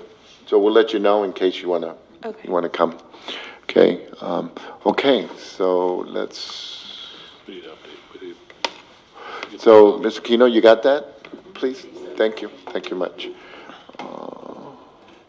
Okay, new business, designation of California Interscholastic Federation Representative. 14.5, okay. So I don't have anybody that wants to speak on this, so, If I do have a question. Okay, go actually. ahead. The fourth item here, it says the name of representative is assistant principal. I'm wondering which one will be representing. I had that question, and I know Shar answered it for me, but anybody? Yeah, could you Go ahead, answer Char. You had a fill it Cesar's out. question? Coach K wanted to just leave it as a generic so that anybody that is in attendance can represent, and it doesn't have to be the exact named person. So that was just to give more flexibility for the coverage. Okay, thank you. Okay, the administration recommends approval of the suggested representatives to the CIF, so Superintendent Sanchez may sign the designation form. So I need a motion and a second, please. I move that we vote on item 14.1. Okay, I second. Please vote.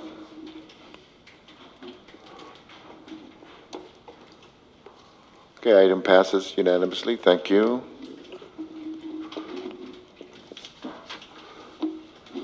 Fourteen point two, Resolution 2153, sufficiency of instructional materials.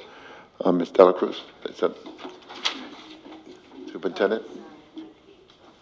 Or Yes, so this is Associate Superintendent Salinas? Yes. So this is an annual event. The California Department of Education actually sets the definition of sufficiency of materials along with the Alameda County Office of Education per the Williams Act.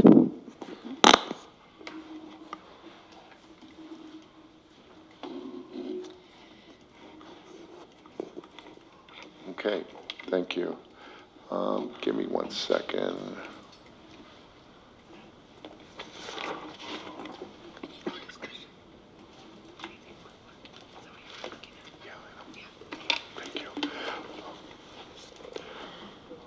Okay, staff recommends adoption of Resolution 2153, declaring sufficiency of instructional materials for students. Need a motion and a second. I move to approve Resolution 2153, declaring sufficiency of instructional materials for students. Thank you. I'll second. Please vote.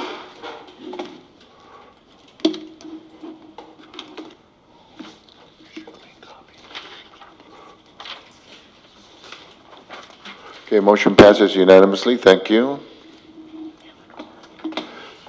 14.3, surplus equipment. Need a motion and a second. I move that we vote on item 14.3, surplus equipment. Okay, need a second. Member Nguyen seconds. Please vote.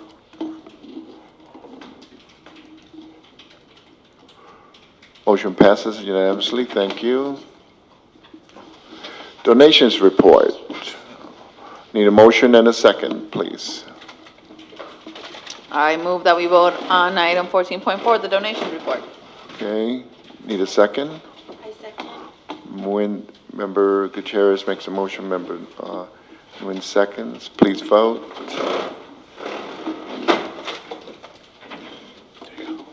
Okay, motion passes unanimously.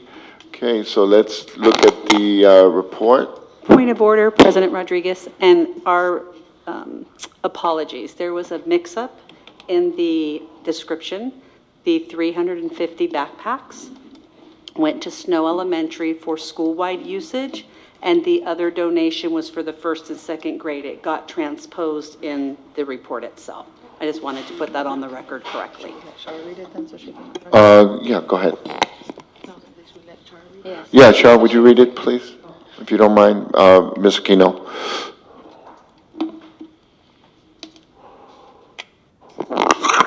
$180 for Graham Elementary for Kona Ice, shaved ice. In-kind donation of 350 backpacks for Snow Elementary from Telugu Association of North America. I'm sorry, it did get fixed. Okay. For school use. An in-kind donation of art supplies, games, toys, rugs, cubbies, bicycles for Snow Elementary, for kindergarten and first grade classrooms. My apologies, I didn't realize it was fixed before. No, thank you. And Superintendent, would you be so kind as to invite, I know you sent a letter out, so if they want to come to the next board meeting, Yes, we can. And we did invite them for this evening, but they had a conflict. okay, so any future board meeting? Sure, will do. And that maybe under your report, if Yes. that's okay? Of course. Okay, thank you. Thank you much.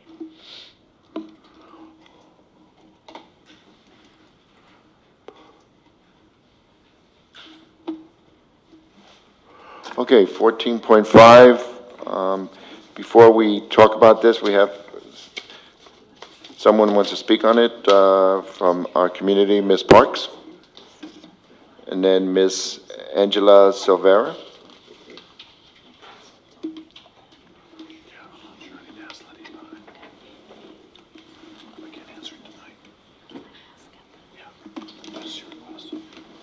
Good evening. First of all, I'm very happy that we were able to actually see the contract for for the interim CBO.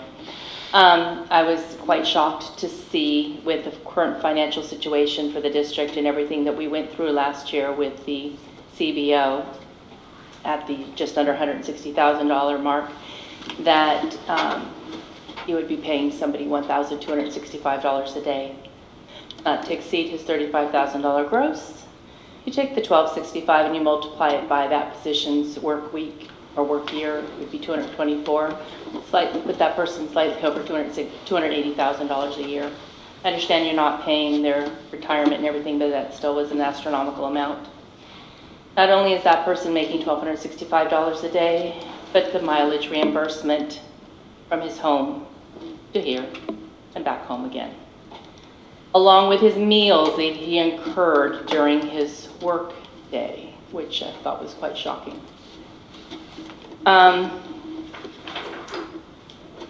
Perhaps if you'd seen this, you would have caught some of the typos, or the fact that when it was signed by that individual as an interim assistant superintendent. You hired very lovely Miss De La Cruz at the last meeting. She's your CBO. Why do you need to incur another $1,265 a day, for additional services? You have a fully capable person. This is what we did last year. You had a CBO and you had Rylan.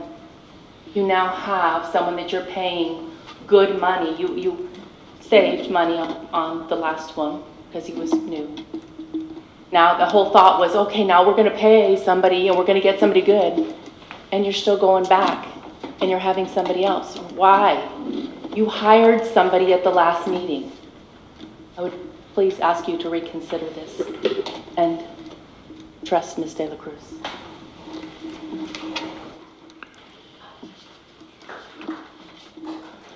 Ms. Silveira? Thank you again. Hello again. I'm coming because I'm concerned that last year we were talking about a $3.1 million that we had to cut, and now I've heard that we are talking about that again. And then seeing that that he would be paid $1,275 a day, plus, as was mentioned by Ms. Parks, the meals and the gas, it adds up very quickly.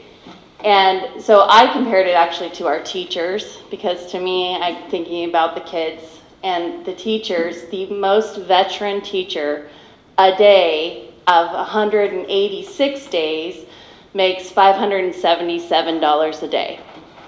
So comparatively, this person would be making $600 and some odd dollars more than a teacher. I recognize that our teachers are helping all of these kids and they are getting less than half, and to me that does not seem right. To me, if our focus is our children and the future and what we are doing in Newark, then the focus needs to be not on paying someone right now that, as Ms. Parks brought up, we have someone who has been hired, who I met. She seems very capable to do this job, and you hired her, so she must be.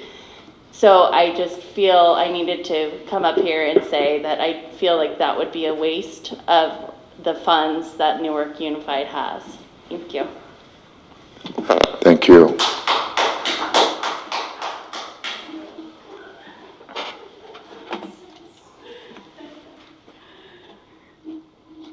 Okay, so this item is before us. First, I wanted to just say something. The amount of money that we're talking about here, it's under the superintendent's threshold, and he could have easily just approved it. We asked that, you know, that we bring this out so we can, in transparency, and we could talk about this. Superintendent, did you want to address this, if you don't mind? Certainly. First of all, the reason we brought in an interim superintendent or an interim CBO in this way was actually in a conversation I had with Member Thomas. She said, maybe you could call school services and see who they could offer to help us, because we're in a really tough situation and we need a level of expertise to help us get through this, and we didn't want to have our new CBO walk into a situation where they had to get caught up. The going rate for a CBO in the state of California, that's about the ballpark what they go for now. It's almost as difficult as finding a special ed teacher or a science teacher. And for expertise in the capacity that Mr. Schimmel has, he would have got that rate somewhere else. He didn't have to come here, he had options. But we were fortunate to have two people that we interviewed, and he was the one we picked out of the two that were recommended from school services. The contract has been completed, the work's been done. What I'm asking in the amendment is to, as it says in the amendment, to help finish these workshops that are relative to the GO bond, parcel tax, which is an area of expertise that Mr. Schimmel has. And I think that his experience as a prior superintendent, as well as CBO, and a long career as a retired CBO and superintendent brings a level of expertise that we need right now in this transition. And as we get into this conversation about what are we going to do for the long-term vision of our school district, are we considering a GO bond, are we considering a parcel tax? Getting back to some of the comments tonight about our kids deserve better, I agree. Our kids deserve better schools. Our kids deserve a nice environment where AC works. Our teachers deserve a place where the AC works, and we don't have that. We need expertise like Mr. Schimmel to help us with that. And what the amendment is asking for is to, it ends up working out to be about 9 days of work. It'll all be complete before the end of November to finish the workshops that are in front of us that I need his help with. Because we are on a unique timeline if we're going to consider a bond or parcel in January. We got to look at bringing in an expert to do polling before we get to December so the board can make a decision that's informed based on data by January. We have an opportunity to look at matching funds from the state and the 60-40 kind of proposal that Mr. Schimmel shared last time we were on the dais, which could be up to potentially $30 million that could help us towards new construction. We don't know if the community would support a bond or parcel. We don't know that yet. But those are some of the things that he's been helping us with his area of expertise. And I think that certainly I have faith in Ms. De La Cruz being able to do the job, but she also has to focus her time and effort on fixing the deficit that's in front of us. And I didn't want to distract her time away from that, because we still need to look at reducing the budget before we have other conversations about $2 million. So it's complex, it's a lot of money, I understand that, but I know that finding CBOs that are available, number one, and that'll come work here is not as easy as you would think. And I know that, you know, we were trying to bring people in to help get us on the right track and stay and get to a positive interim by December. So that's really where my head has been as far as the direction I've gotten from the board, is we got to get to a positive recommendation for the board to vote on and a couple options. So I do need some expert help in that arena. So that's kind of what the amendment is about. Okay, thank you. Member John, just give me 1 second. I appreciated the fact that Mr. Schimmel, expensive as he is, he brought a different perspective. I felt that he gave us enough information through his contract time, which has ended September 30th. And one of the things that he helped us with was hiring a new CBO. And I've known Ms. De La Cruz for a lot of years with RP, and I'm very, very confident in her ability to do this. Now, at some point in the future, If we decide that we're going to move in that direction that Mr. Schimmel has been sharing, then we can go out for a request for proposal, because there are other people that do it besides him. And I always felt that it would be an unfair advantage and maybe a little conflict of interest if we did hire, knowing that we had him as a CBO before. So it just makes it cleaner for me if we do a request for proposal, if the board decides to move in the direction that Mr. Schimmel was moving us in. Okay, John? Got two questions. Number one, so on the contract, his title is still going to be interim CPO. So given we have De La Cruz as the CBO right now, what will be Mr. Schimmel's title while assisting our work here? And I think that's just because it's written that way because that's how the contract was written. We're trying to extend the contract 9.5 days, I believe is the equivalent in the dollars that are different. But his capacity would be just in the consultant capacity with me and the board to finish the workshops that I described. So truly, he would be a consultant to the organization. He wouldn't be acting interim any further. In fact, all the signatures have already been transferred to Ms. De La Cruz. He doesn't have that authority. And second thing is, so the $35,000, that's already been paid for the work that's been done already, right? That's So correct. what we're really authorizing today is $11,000 more, right? Correct. Okay, I see. Because technically, with the amendment, I felt it was important to bring it forward because it does go over my threshold. Okay, thank you. Student member? I distinctly remember commenting on this the last time we had this issue arise, that we were essentially paying two people to do the job of one person. Members of the community have echoed it, or have mentioned it today. And I have essentially the same sentiment, that we have a CBO in front of us who is ready, willing, and able to discharge her duties. Simply put, at this time, I don't think we need Mr. Schimmel. Granted, Mr. Schimmel has been an excellent interim CBO. I think he's been very candid in his reports to the board. He's provided a lot of expertise. But now is the time to move forward with our CBO, Ms. De La Cruz.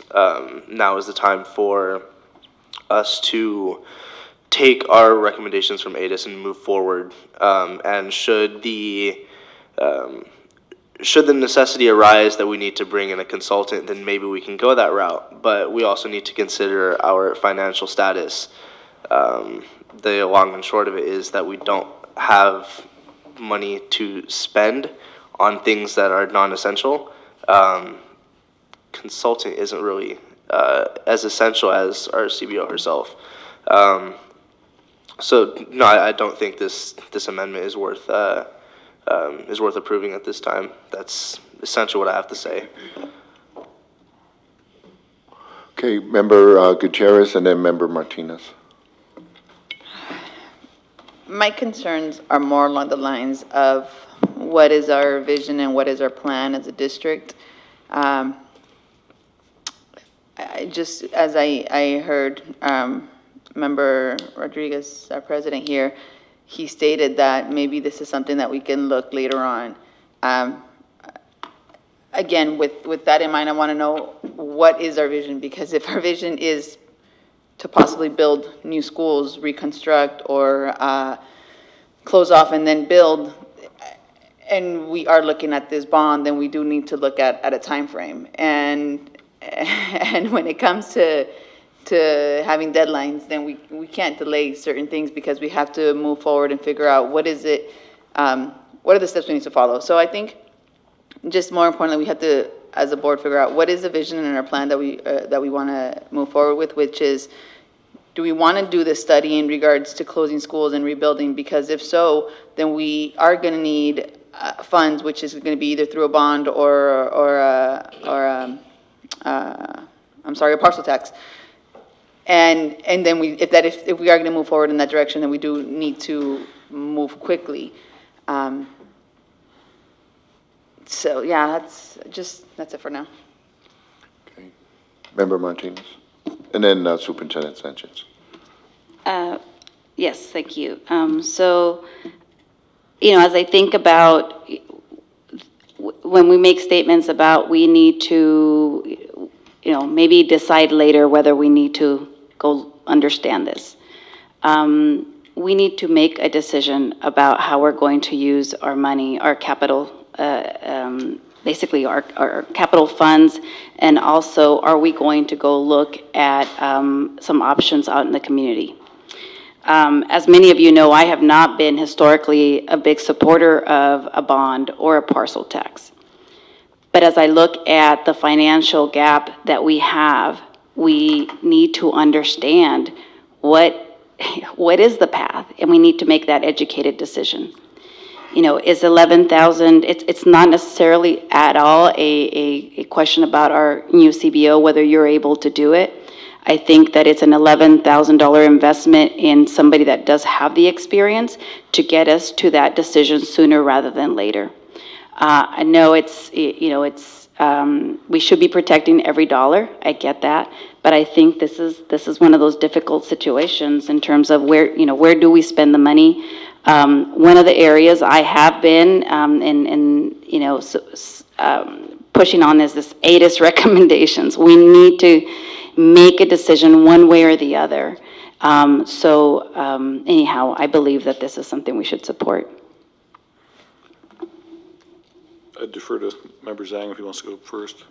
Yeah, I just want to follow up on my first question. Is there a way that we can reconstruct a separate contract and making his title consultant? So in that way, we officially let the community know is that we don't have two CBOs. I'm open to approving it with that amendment. We don't have two CBOs at the same time. Yeah, that's fine. That's an easy. By looking at the interim CBO, it really just creates the perception that we have two CBOs at the same time. We would just strike out interim on this amendment and say consultant. That's easy to amend. What I was going to share, if I may, is kind of to the point brought up so far. We pay $500,000 to ADIS to give us their expertise. We're paying Mr. Schimmel more than $1,000 a day to pay for his expertise. And at some point, we probably need to pay and trust the experts that we're paying for the recommendations. And I do know that certainly, I have no doubt that Marie could get up to speed to understand how to do all these pieces, but we'll miss the window. We have a window of opportunity now. If we poll the community before December and find out if there's support or not, that would allow the board the opportunity to take action in January to move forward towards a bond or parcel or both, which would allow us to open doors on potentially new schools by fall of 2024 and upgrades to other parts of the campus. That's the larger conversation we're having. And when we know we're spending $800 million or potentially the cost of $800 million roughly to fix the schools we have that are beyond their useful life, and even though that's capital expenditure, and I know it's complicated, and sometimes people need to be reminded that we can't use that for salaries, we have to look at what are we doing to right-size the district to have a long-term sustainable plan going forward. And I think that it would be nice to have some agreement around that, but we have to invest now so we don't miss this window of opportunity. But if the board says, you know what, we're not going to pay Mr. Schimmel today and we're going to wait and figure it out, that waiting is going to cost us this window. So that pushes it back to the next window, and I think that we've also heard comments from the community to say, take action. Let's be decisive. Let's look at a parcel. Let's look at minimum. I do believe, in my professional opinion, at minimum, we need to consider a parcel. We have to pay our teachers more. We have to pay our employees more. We have to stabilize that because we are losing good employees because of that. I know many of those things, I do agree with what Tim said. How, we probably disagree on some things, but we do need to have a standard of paying teachers so we can be competitive. So I will tell you, I'm cautiously, I worried that we have momentum now. Mr. Schimmel has brought a new perspective to the table. I think we have to flesh out and see where it goes. If the board wants to set this aside and wait, that waiting will cost us to wait till the next window. I just want to be honest with you about that. Okay. So, everybody's got a chance to speak. So when you're saying, next window, what is the time frame you're saying? That Well, we don't, if we don't take action tonight? It would have to be waiting for an off-cycle election and take longer to do RFPs and just, it will miss this window of a general election to be able to pass a bond to parcel, which improves our probability generally. Okay. So, Superintendent, you brought this to us. Did you wanted to make a change? I would like to amend it to read Barry Schimmel, consultant. Consultant, and contract time is October 1st to November 10th. Well, remember, John, you can make a motion and. Okay. So I offer to make the amendment that we change the title from interim CPO to consultant for our master facility planning. And the contract day will be from October the 1st and November the 10th to November the 10th of 2019 in the amount up to $11,451. Okay, we need a second. I second. Member Martinez seconds. Okay, please vote.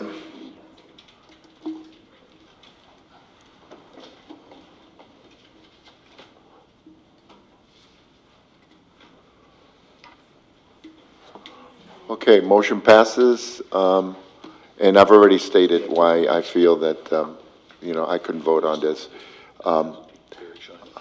Again, I feel that Mr. Schimmel has given us enough, and where we can move forward with Ms. Dela Cruz. Okay, that being said, we go to the next item.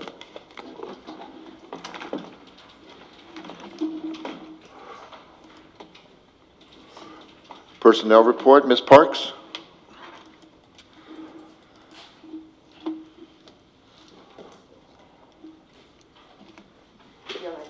Thing going on tonight. Earlier, Mr. Merritt discussed the personnel and having certificated teachers. And to be honest with you, this is something that I've kind of been following since last year. As people have come on the report, I did do quite an extensive investigation myself last year and looked at some of the people that you were hiring as teachers. And through the CTC, you can actually look at to see who is credentialed. It was kind of a grand learning experience for me. Before you this evening, you have 4 individuals, and I won't name them, under employment of certificated teachers in a temporary position. Of those 4 individuals, one just has a 30-day emergency credential. One I couldn't find anywhere on the CTC site. Another one is fine. And the last one, who was also a teacher last year, is now on here again. And the status that they have is certificate of clearance, which means that they've just done the initial step. Your strategic imperative says Newark Unified School District will provide an academic excellence via equality and opportunities for all students. How are you providing academic excellence? If you have teachers that don't have, if you have people teaching that don't have the credentials, you had students here earlier today that were talking, and I happened to really quickly look up that woman's name when some people were talking about it, and that person doesn't have their credential in music. So I think that it's very important, and I would ask you, beg you, to ask for some type of a report. Find out how many people you have teaching here that are teaching outside their credential. I know that there's a report that comes out and says, oh, we have this many percentage, but you never see the numbers. Ask how many people are teaching that do not have a credential. How many are teaching that are outside the area in which they are credentialed to teach in? How many people do you have in a temporary position that is actually not for what you're thinking, maybe a week, a month, a day? It's for the rest of the school year. It's for the whole year. You have people that are teaching students that don't have credentials. You know what? I can remember back when my kids were in school, they would always say, don't put your kids in private school. They don't have credentialed teachers. Well, you know what? That's what's happening here. You have people teaching the kids in this district that aren't credentialed. And I've got 30 seconds left and I'm done. Please, please, please, please, please, ask for information, detailed, not overview. You want information down to the nuts and bolts, please. Thank you. So this is our personnel report. Staff recommends the board approve the personnel report as presented. Okay, I need a motion and a second. I move that we vote on item 15.1. Okay, 15.1, Member Gutierrez moves. Do we have a second? Second. Member Nguyen seconds. Please vote.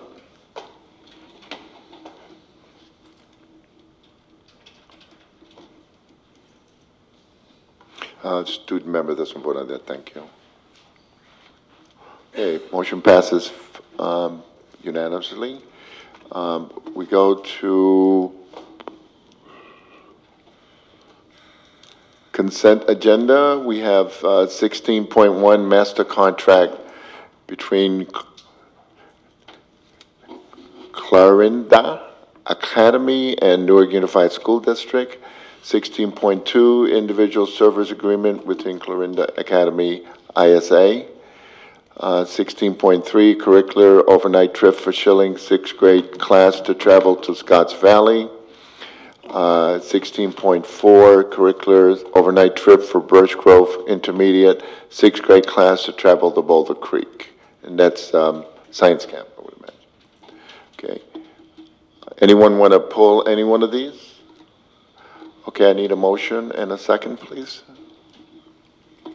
Let me. I move to approve 16.1 to 16.4.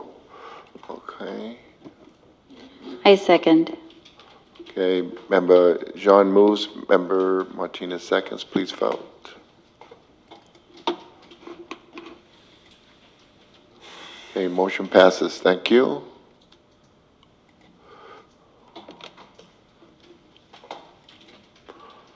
Okay, the next item, the next is expulsions.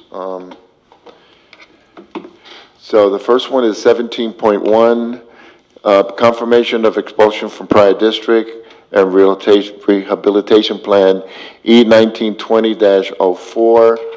The board talked about the expulsions in closed session, and this is our time to vote.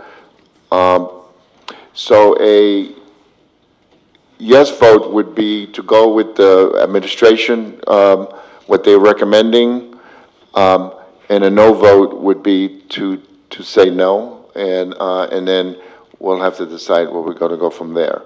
So,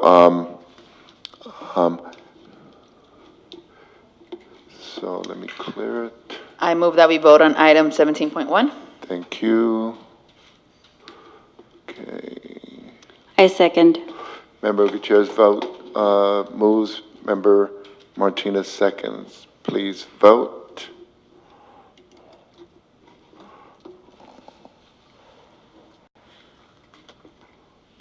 Okay,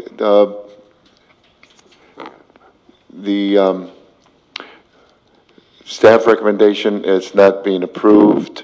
So, Associate Yes. Salinas, you've Yes. come up with something for us? Yes, so in the event that this is not passed, then the board can go ahead and make a motion that the board would like to recommend a suspended expulsion and that the student stays at Newark Memorial High School. If there is any infraction, the expulsion will be in place and the student will go to the community day school. Right. Now, can I ask something? Can we stipulate that we want a agreement between us and the student and parent as part of the motion? No, so at this point, because the recommendation was not agreed to, and that's fine, you would actually have to suspend the expulsion. Okay. And then give the condition about if there is any infraction, the expulsion then would stay in place. So by suspending it, it stops it. Right.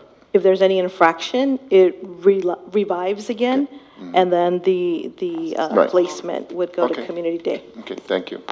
I need a motion based on what Associate Superintendent Salinas just stated.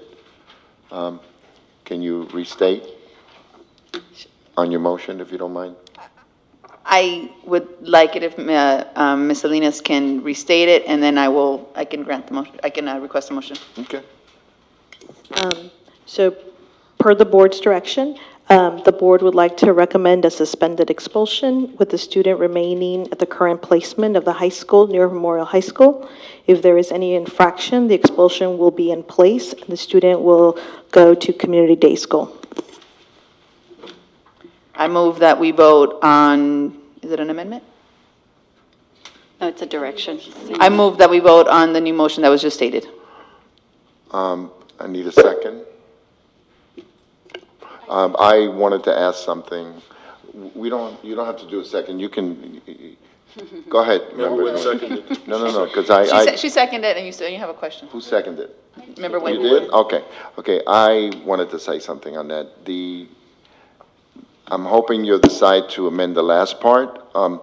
Do we have to say, The location. the location?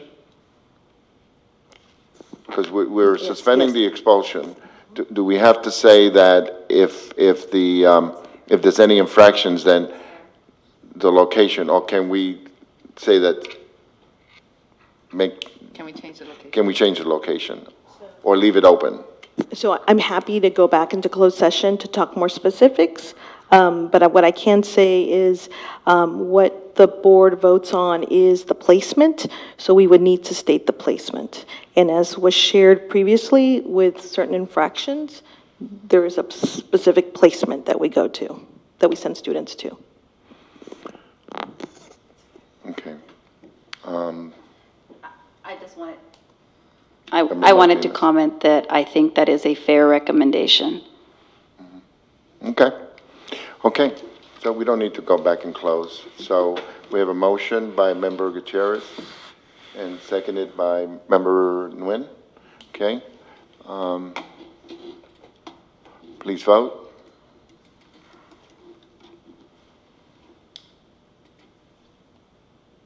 Okay. Member Gutierrez abstains. Did you abstain? Yes, sir. Okay. Member Jean is a no, and we have 3 yeses, so motion passes. So this is a time where we allow, we ask the board member if they want to explain their no vote, if they want to. Due to the sensitivity of the matter, I'd rather not. Okay, good. That's excellent. So because this is an expulsion, then we normally wouldn't share. Okay, so good, thank you.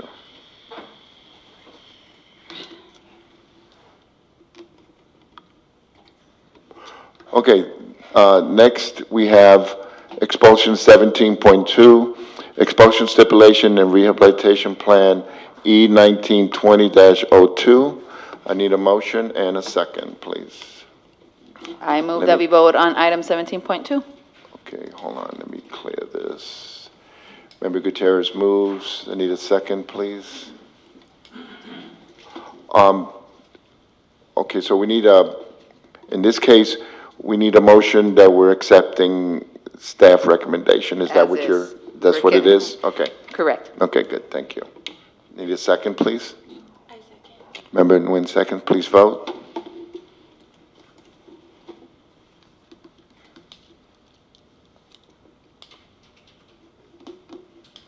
Okay, so, again, we have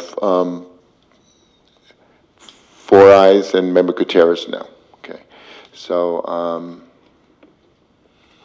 okay, so we move on to, okay, we only have 10 minutes left before we have to extend it. Now, Mr. Vendina, this is when we talk about committee reports and stuff. I've never had anybody ask me to speak on this. Did you still want to speak on this? It's 18.1 is Board of Education. It's when we talk about what we've done, and then we ask the superintendent for different requests and committee reports. You want to speak on this? Yes. No. Yes, it's just I've never had anybody ask, so that's fine. Come on up. Because it's not anything we vote yes or no on, okay? But it is an agenda item, and you can speak to it if you want.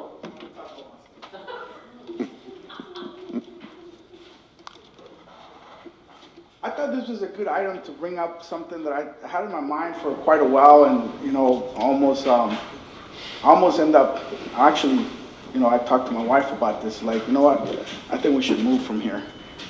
I don't think this is a place that wants us to be here. And the reason why I brought it up during this time is because I was in a study session about finances last year, and we decided, the committee brought in, we did a presentation. We said, you guys should go for a partial tax. I believe that right now, you guys are at a very critical moment, and you have to decide, and you don't need to spend an additional bunch of money for someone to tell you, you need to have two choices, partial tax or bond, or you need to go both. But you still need someone to come and service the community and survey the community and tell you that, So after you do that, then you obviously can go and figure out how much money we need to figure out. And I don't think the next 9 days that our consultant, that's not enough time to actually teach you guys, if that's the case, And that's not enough time for committees to be formed. And I don't think he's doing a study session with the community. Correct me if I'm wrong, but I think there's quite a bit of, again, urgency that's not being taken care of. That could have been brought up by any of you guys, put the agenda, vote on it, decide on it. We could have taken care of this a long time. Your holidays are coming. People are not going to want to get surveyed. People are not going to want to get, come and January comes. It's not a true plan that's going to be effective for the community too that you're looking at. People leave their homes. They go on vacations. You got to think about the whole things. You guys go on vacation too. So I think sometimes I understand that there's a lot of process, but I got taught by a teacher in 7th grade about KISS, keep it simple, stupid. And I think we're not doing that. We keep making things more complicated and more complicated. It doesn't have to be complicated, but you guys do make it complicated by prolonging decision making. It's pretty simple. You need to survey the community. Get it done. You guys voted on it already. Get it done. No, it's not you don't need a brain surgeon. Okay. Thank you. Thank you much. Okay, board, we need a motion to extend it at least 15 minutes to 10:15. I don't think we're going to need that long, but it's obvious we're going to go past 10. So I move that we extend the meeting by 15 minutes. okay. Thank you, to 10:15. I need a second. I'll second it. Okay, good. Thank you. Please vote.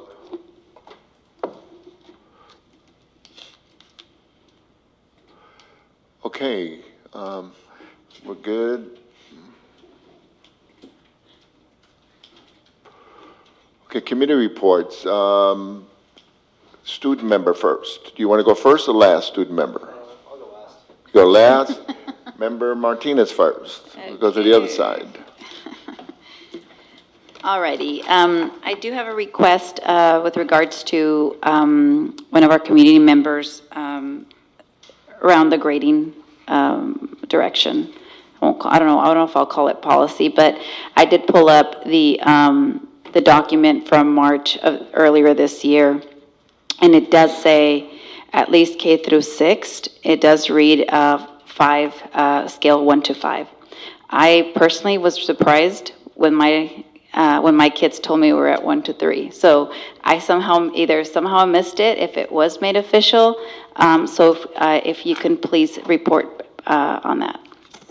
And it is currently a pilot per the assessment committee. So we have not yet revised the policy, but I can bring more information forward. I think it's important that we all hear the same message, yes. Thank you. I would like also a little bit similar to the report that we had asked regarding overages, where it's a very detailed report. It's two folks talked about credentialing. I know that it's not necessarily, or I don't know, I suppose. I don't know how difficult it is to find folks that are credentialed. So, is it a huge problem? Is it a small problem? I don't know, but I think, again, transparency and just getting the real numbers of, so to be specific, I think that there is, there's two. One is how many folks are just not credentialed overall, so percentage overall. And then there, I think, is very interesting and important to see is of those that are credentialed, how many of them are not credentialed in what they're teaching. I think that will be very interesting. This is not, I want to be clear, this is not punitive, and this is not in any way accusatory of that we're doing anything wrong. I think it's just important that we understand that, where the gaps are. And if it's just a difficulty in finding folks that are credentialed in those subjects, I think it's just important that we are educated to that effect. Sorry that I'm going really long. I also wanted to reiterate, because I would be in trouble by a lot of community members if I didn't repeat how disappointed that we are losing Larry. I think we all agree that he is absolutely amazing, and one day we'll get him back. And then finally, I would like to now formally ask that we have a presentation on the counseling data. I think I've been patient enough, so I would like a specific date when we will have a study session to review that data, if you are okay with that, President Rodriguez. Okay, Member Nguyen? You can skip and then go later. You want to do that? Member Gutierrez? Skip? Okay. I'm just kidding. I want to congratulate, first of all, Ms. Bird and Graham Elementary for their walk and roll day. I think it was a great success, and I know I went there and I helped out give some of the stickers, so it was exciting, it was fun. And I know that a lot of the students were excited to ride their skateboards, which is not something that they always ride, and their bikes, and just sharing how they got to school. I know it was a little bit of a colder morning, but there was a lot of people walking, so it was great. So congratulations, Ms. Bird, on that. And in regards to the trainings that we're going to have hopefully soon, I would just want to request if we can have some kind of emphasis on Brown Act training. Yes. And maybe a report. I know I had requested this before. I'm at this point, I'm okay with the report, but some kind of report and or analysis on our AP program. Something specifically, again, just I'm interested in what the requirements are to be taking AP classes, and then ultimately some statistics in regards to performance of the students, please. Thank you. That could be full. Member Johnston? So great Newark Day celebration and parade and great cake cutting event. That's number one. Number two is I still want to work with the superintendent regarding the literature that we want to distribute to the new residents, because this month there are events coming up that the city is organizing to deliver package to the new residents. It's a great time for us to sell our district to the new parents. Mm-hmm. Let me know, I'll go with you.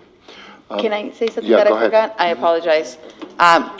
Sorry, Superintendent, I forgot to also request, I believe some community members came up to me and said that we have previously approved give me 1 second, I'm looking at this, a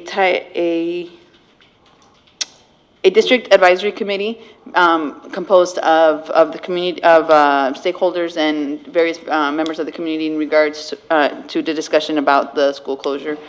So if we can just get that started and at least have the community involvement and their opinions and their voices heard, along with the work that's currently being done. Okay. Student board member? I did not make it to Newark Days, unfortunately. We missed you. Yeah, I did not participate in anything this year, and it saddens me because Newark Days is one of my favorite things growing up.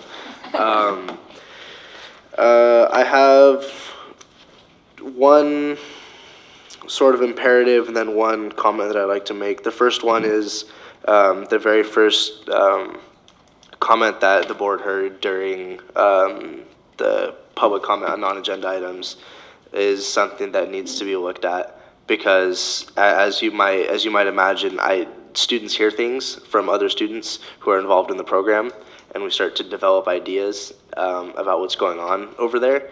And I think that now that this is out in a public forum, in a board meeting, that it needs to be looked at and investigated and treated seriously. I want to say that right off the bat. Okay. My other comment is, as the board well knows, rocketry comes, and we do our thing. We are designing our rockets. My team will be having meetings tomorrow to work on a design. So we're in full swing. And we hope that this year we'll go back to nationals and we'll take it this time. Okay. We're working on that. Yeah. So, yeah, we're working on it. Okay. Hope that we'll do it this year. So since you didn't make Newark Days this year, even though next year you're going to be in college and you might be far away, we expect you to come back next year for Newark Days. I'll do my best. Okay. Yeah. Okay.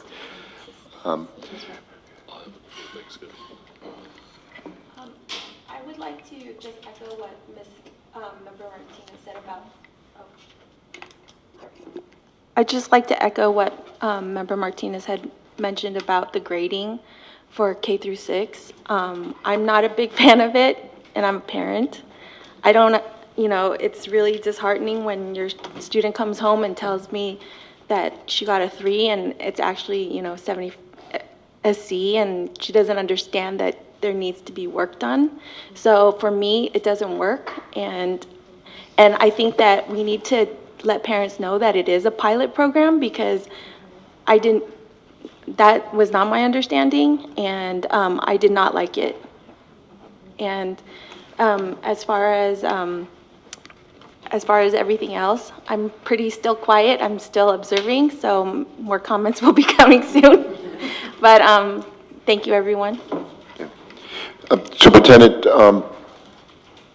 when Mr. Noob came up, you and Associate Salinas had left for a few minutes, but if you, I guess Shar can give you the notes. Okay, excellent, good. On the, whether it's 1 to 3 or 1 to 5. And I think Associate Superintendent Salinas said she'll bring back. Okay, good. Yes, We should definitely. be ready to speak to that next meeting. Absolutely. Okay. And we met with principals about it today, so there's actually a letter going home soon to parents. We were just waiting on a translation. Okay. But we will bring back a more detailed report. Excellent. So before we go to Superintendent, thank you everyone for Newark Days. On Saturday and also Sunday, the cake cutting, all board members were there, which was great. Thank you for the Newark Days Committee and all the work they did. A lot of the schools got trophies. I know Stowe got 2nd place, and my daughter Magdalena doesn't take no for an answer. She's running the PTA over at Snow now, so I couldn't take the kids away from Snow to be in our float so that I wasn't happy with that. So anyway. The only thing I have is, as far as Mr. Simon, Larry is leaving us for San Leandro Unified, and he's one of our kids. He went to, graduated from Newark Memorial, and he's given us, 12 excellent years, and we're going to miss him.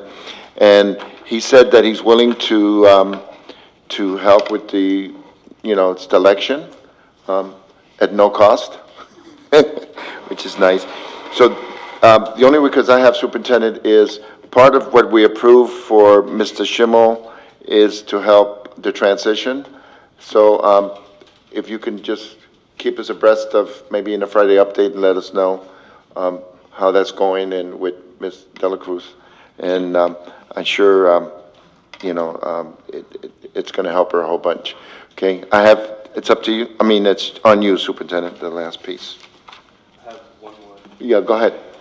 Forgot, sorry. I want to thank Superintendent Sanchez and Member Martinez for visiting Memorial and getting a chance to speak to them about what rocketry wants to do with the various spaces that we have available to us on campus.